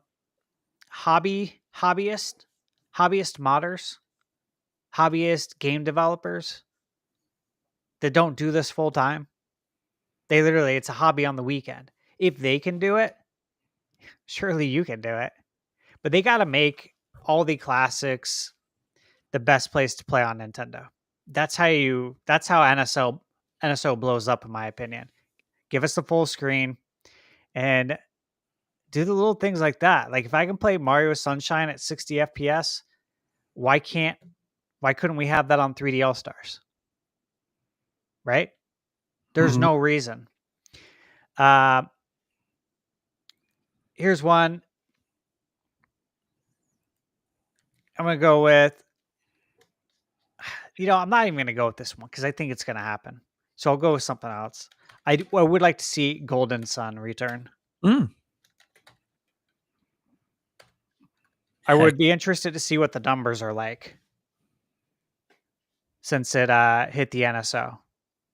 Like what kind of data Nintendo has on how many people have played it, how many people have completed it. You think they have all that data? Wouldn't surprise me. Yeah, they probably do. They probably have all of it. I want to see the Sega Dreamcast on the NSO. Mm. I almost put it on my bingo card, but I think we gotta let's start with GameCube. Maybe we'll get two, I don't know, but I really want to see Dreamcast on the NSO. / Game Gear. Yeah, absolutely. I do want a new Punch Out. Ooh, And I know it's rumored that that's not happening, but this is a dream. Mhm. If we get one thing on this bingo card, I'll be happy. I mean, Josh's were pretty. Some of Josh's picks, I know, it's going to be a 3D Mario there. Oh, absolutely. They're going to tease Zelda there. Joanna Dark and Smash. In fact, I expect us to get the new Perfect Dark. Why wouldn't we? Why wouldn't we? That'd be crazy to not bring it to Switch 2. I got one that I've been looking forward to. Can't wait to hear about it. Final Fantasy IX remake. Mm-hmm. Long rumored to be in development. I think we're going to hear about it soon. I just don't know how soon. Do we need to wrap up the Final Fantasy VII remake trilogy to hear about it first? I don't know. But that has been rumored for a long time. And last but not least, I don't think any of us put this on the bingo card. But we definitely talked about it. That's Chrono Trigger HD 2D. Mm-hmm. Mm-hmm. Make it happen. That is quite the wish list. Yeah, I got two more to add. Good. So, Xbox Game Pass, whether it is Nintendo themed or Nintendo takes their own stab at it, or they actually go with a full on Xbox Game Pass, that'd be cool. I'm gonna say one thing about that. As much as I like Game Pass, I really don't want Nintendo to make a Nintendo Game Pass because you want to kill physical. It will kill physical. No, it'll just straight up kill it. Look what it did to Xbox. Nobody buys physical. Yeah, nobody. But So here's the thing. Like for me, that does buy quite a few digital. It is a great deal for me. Right. But it's a catch-22. Yeah. It's kind of like it's a really good deal for the That's consumer. Why I said, it's also if they get straight up Xbox like Game Pass itself, with all the studios they own right now, it's like the best deal in gaming. Right. But also like it's killing game ownership, and I know that, and it doesn't bother me yet, but it will bother me someday. Art Vandalay in chat said he really wants a Souls-like farming simulator. Interesting. That's kind of very tangential to what I was going to say. I want another really good crossover game. So kind of like Mario and Rabbids, give me another one of those types of games where you have a really interesting crossover. Okay. That'd be cool. I feel like we're due for one. Do you guys remember hearing that rumor that Sega was like working on something that was like including all of their IP. It was in the same world. It was like the ultimate like Sega crossover. And Sega, they got a lot of characters now. Mhm. It's Sega Atlas. Like it would be really interesting. Mhm. And I remember hearing about that, and it just kind of got me thinking about other things, right? Because then it got into discussions about where does Mario go from here? You know, Mhm. is he going to go to like other Nintendo universes now and interact with like other Nintendo worlds? I mean, they opened up the possibility with the movie of him going into Donkey Kong Country. Yeah, which honestly I think would be so badass. I was like, that Mhm. that is a great idea. Even you look at like the Sonic Racing Mhm. cross worlds. Like, you race one lap, you go to the second lap, you're in a whole new world. It's like the technology is there to be able to do this quickly now. It's not like you have to load in the world. It's Mhm. it's there. Mhm. Like that was one of the big things with the SSD on PS5 with Ratchet and Clank. You can literally go into like different worlds immediately. So I wonder if we could get something like that. But that'd be cool, man. We're totally due for a crossover. It's Mhm. been a while, and I think they can come up with something honestly better than the Rabbids. Not to crap on them. I'm Yeah, not. no. I just think we can come up with something more like characters that we're more connected to, maybe. Yeah, I Poor I like rabbits. seeing the interaction between the different characters. It's just really cool to see them come into the same world and It is. interact that way. Yeah, I love crossovers. Awesome. All right. Well, let's get into those questions we had from the chat based on super chats. You guys can still get them in. We have a number of them to get through here. Some of them are just statements. Some of them are questions. I really do appreciate the support, guys. You can keep super chatting in your questions right now. This is the Q&A section before we head out. Nerdy Seb comes in and says, love the show. Everything good with Gamebird. Mhm. Yeah. There's some personal stuff. We can't really get into it because he didn't say we could, but he's got some personal stuff going on. Everything's fine. For those who don't know, whenever we have a podcast on a non-standard day, not everyone's expected to show up if they can't make it, especially when it's like a last-minute thing.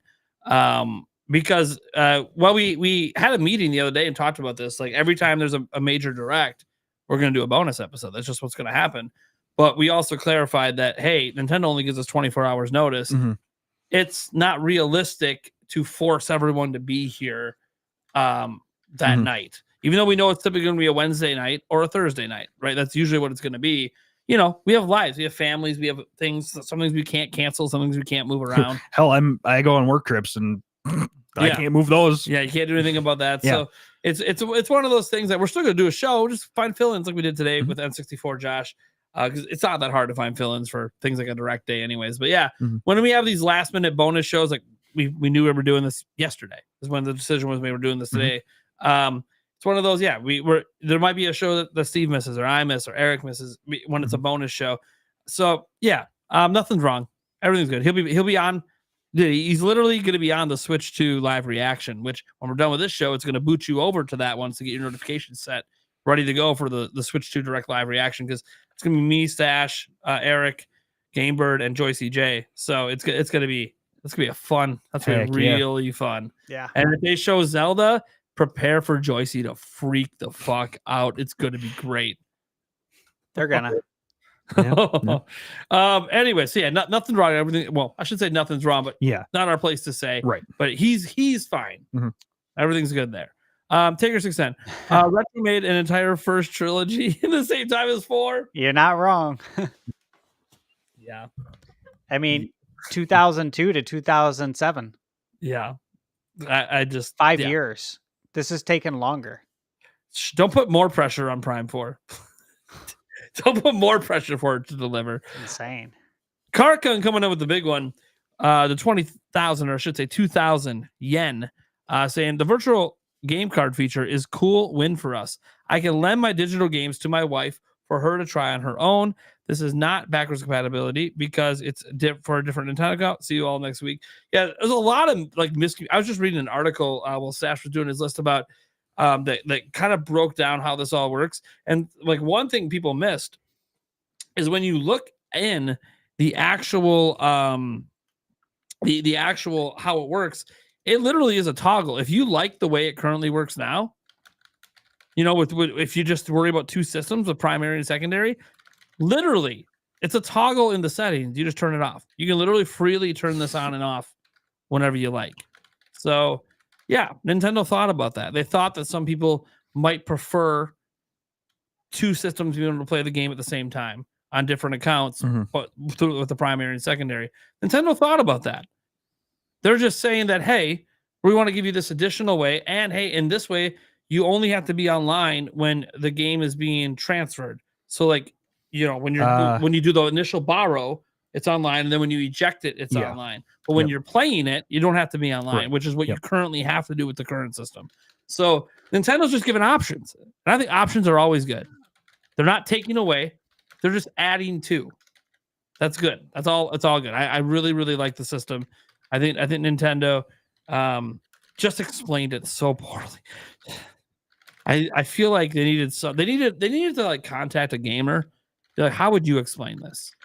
Like, here's all the complex stuff it does, but like simplify this for the consumer. I feel like they didn't get the right people in to simplify the explanation. Nope. It's really not that convoluted, but it sounds like it the way they presented it. Demonic Brawler said, message, hey, Nate, don't forget the virtual card is compatible with Switch 2. Saves time on transferring games. It's actually more convenient. The virtual card is compatible with Switch 2. I don't know how it saves time on transferring games. Because it's going to jump back to your Switch 1 if you transfer it that way in 14 days. Yeah, I don't know why you wouldn't just make your Switch 2 your primary account and just re-download all your Switch 1 games. Yeah. I don't think it's a time saver. I don't know. Well, I guess it's possible. Am I missing something? It's possible. I don't know. I mean, I'm doing a system transfer. Well, I don't even know. We actually don't even know how it works. Yeah, right. If you're transferring from Switch 1, is it a system transfer? God, I hope. Or is it just a log? I'm hoping they cover that in the Switch 2 direct, because. Well, that could be something. Or I guess they don't have to put that in the afterwards. direct. Yeah, they could cover that in the lead up. In another direct or something, or another video or something that they drop. Because I kept thinking, like, when I transitioned on the Xbox, it wasn't a system transfer. They just said log in with your account and you can re-download all your shit. That's pretty simple. Because system transfers, they're not. Well, see, if you have shit internet, or you have data capped internet, you would prefer a local transfer, but we'll see. Nintendo's still got to explain how all that stuff works, if it works at all, if it's just log in and download or whatever. Corey said the primaries and secondary is Switch 1 only, perhaps, and virtual game cards is more of a Switch 2 feature. Well, virtual game cards is both. Virtual game cards launches next month. They already announced it launches next month on Switch 1. So this is not just a Switch 2 thing, it's a Switch 1 thing. Obviously, we don't know if primary, secondary is there on Switch 2. I would presume it is, since they're so adamant that this is optional. I would presume they're just going to... Look, guys, it's the same Nintendo account system. They're not changing the account system. They're not changing the NSO system. That's moving forward to Switch 2. So, and we've even heard rumors that it's like the same operating system, just modified differently. So, like, because we already have Ounce, the code name, in the current operating system. So, like, I kind of feel like they're just, the back end and how that all works is going to stay kind of the same. And it's just going to be optional even in the Switch 2 era. Again, sounds like Nintendo's just giving options. But you are correct to say we don't know 100% that Switch 2 will have a primary, secondary option. It's kind of an assumption that they'll maintain that. I guess we'll find out. We don't know. Nintendo's got a lot to explain about Switch 2. They really do. By the way, everything is not going to be explained next week. I want to be very clear about that. Definitely not. It'll be too much of an overload. This is why they said Nintendo Today, news every day. Yeah, they got to spread shit out because it's too much to do. They want you talking about it every day. Yeah. Thoughts on a Metroid multiplayer game? This is Boo Mini. Well, they've done it before several times. Hunters is the one people remember most fondly. Federation Force actually was multiplayer as well. They had a multiplayer mode in Metroid Prime 2. So multiplayer is not new to Metroid. I'm going to be honest. I kind of don't. I want Metroid multiplayer, but I want it part of Prime 4. I want it to be a mode. I don't want it as a separate thing. But that's me. What about you guys? Yeah, if we get multiplayer, Mhm. I want it to be part of the game. Yeah. I think it just I like campaigns, like main ways to play the game, and then you have this multiplayer mode that just kind of keeps you playing the game because you just enjoyed it so much. Yep, Yeah. same. That's what I like. And I know guys that kind of, that's what Halo does. Yeah, I know. And Halo has had some pretty sick campaigns in the past. Exactly. They really have. Yeah, the multiplayer is what kept people playing, but I didn't initially buy Halo for that. I bought it for the campaign back in the day. Yeah.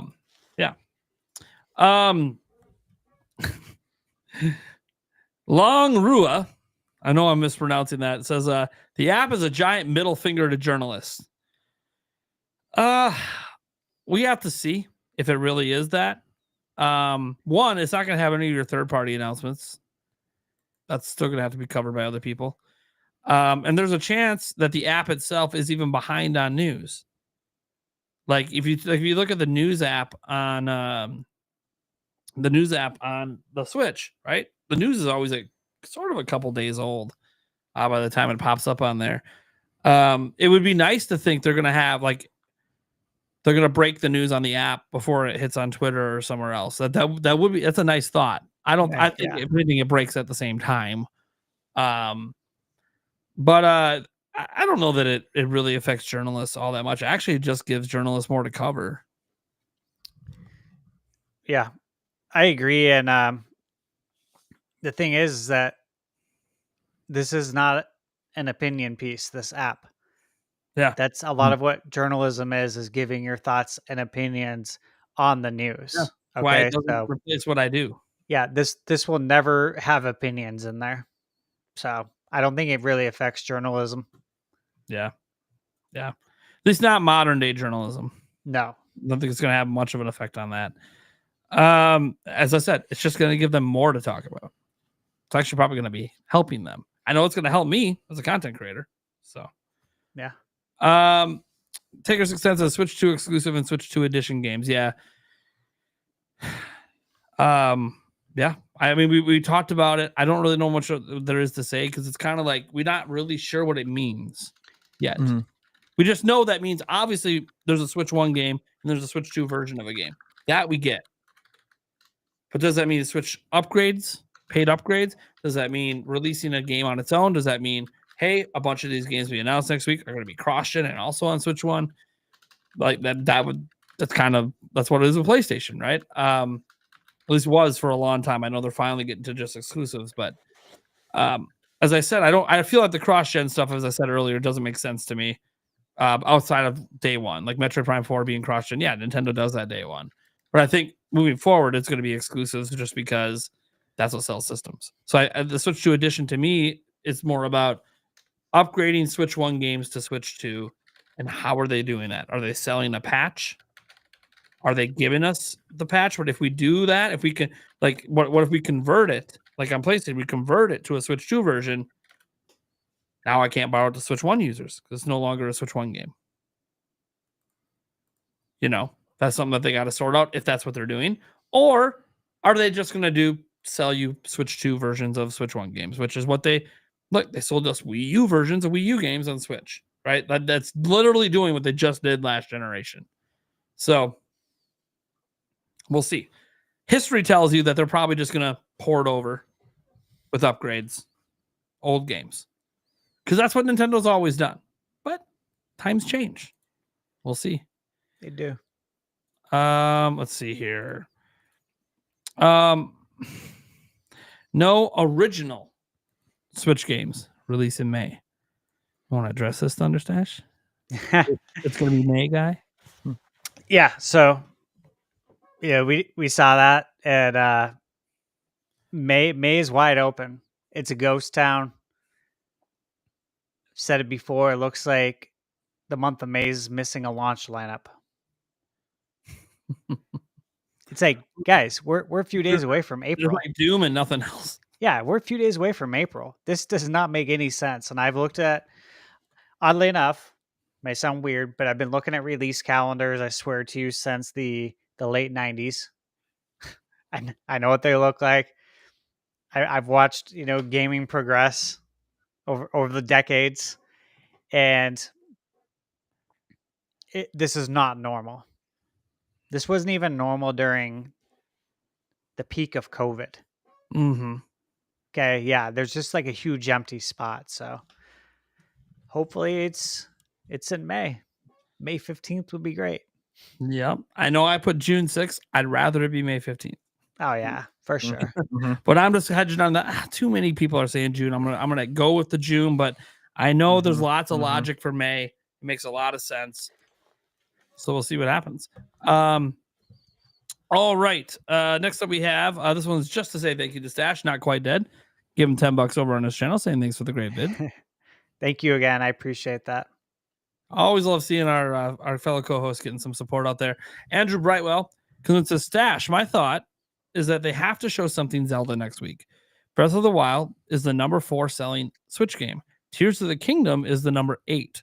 It's crazy, man. First gen ever. 2 top 10 selling games are both Zelda. Even if it's a tech demo, I feel like they need something Zelda, right? So, to you, Stash. Yeah.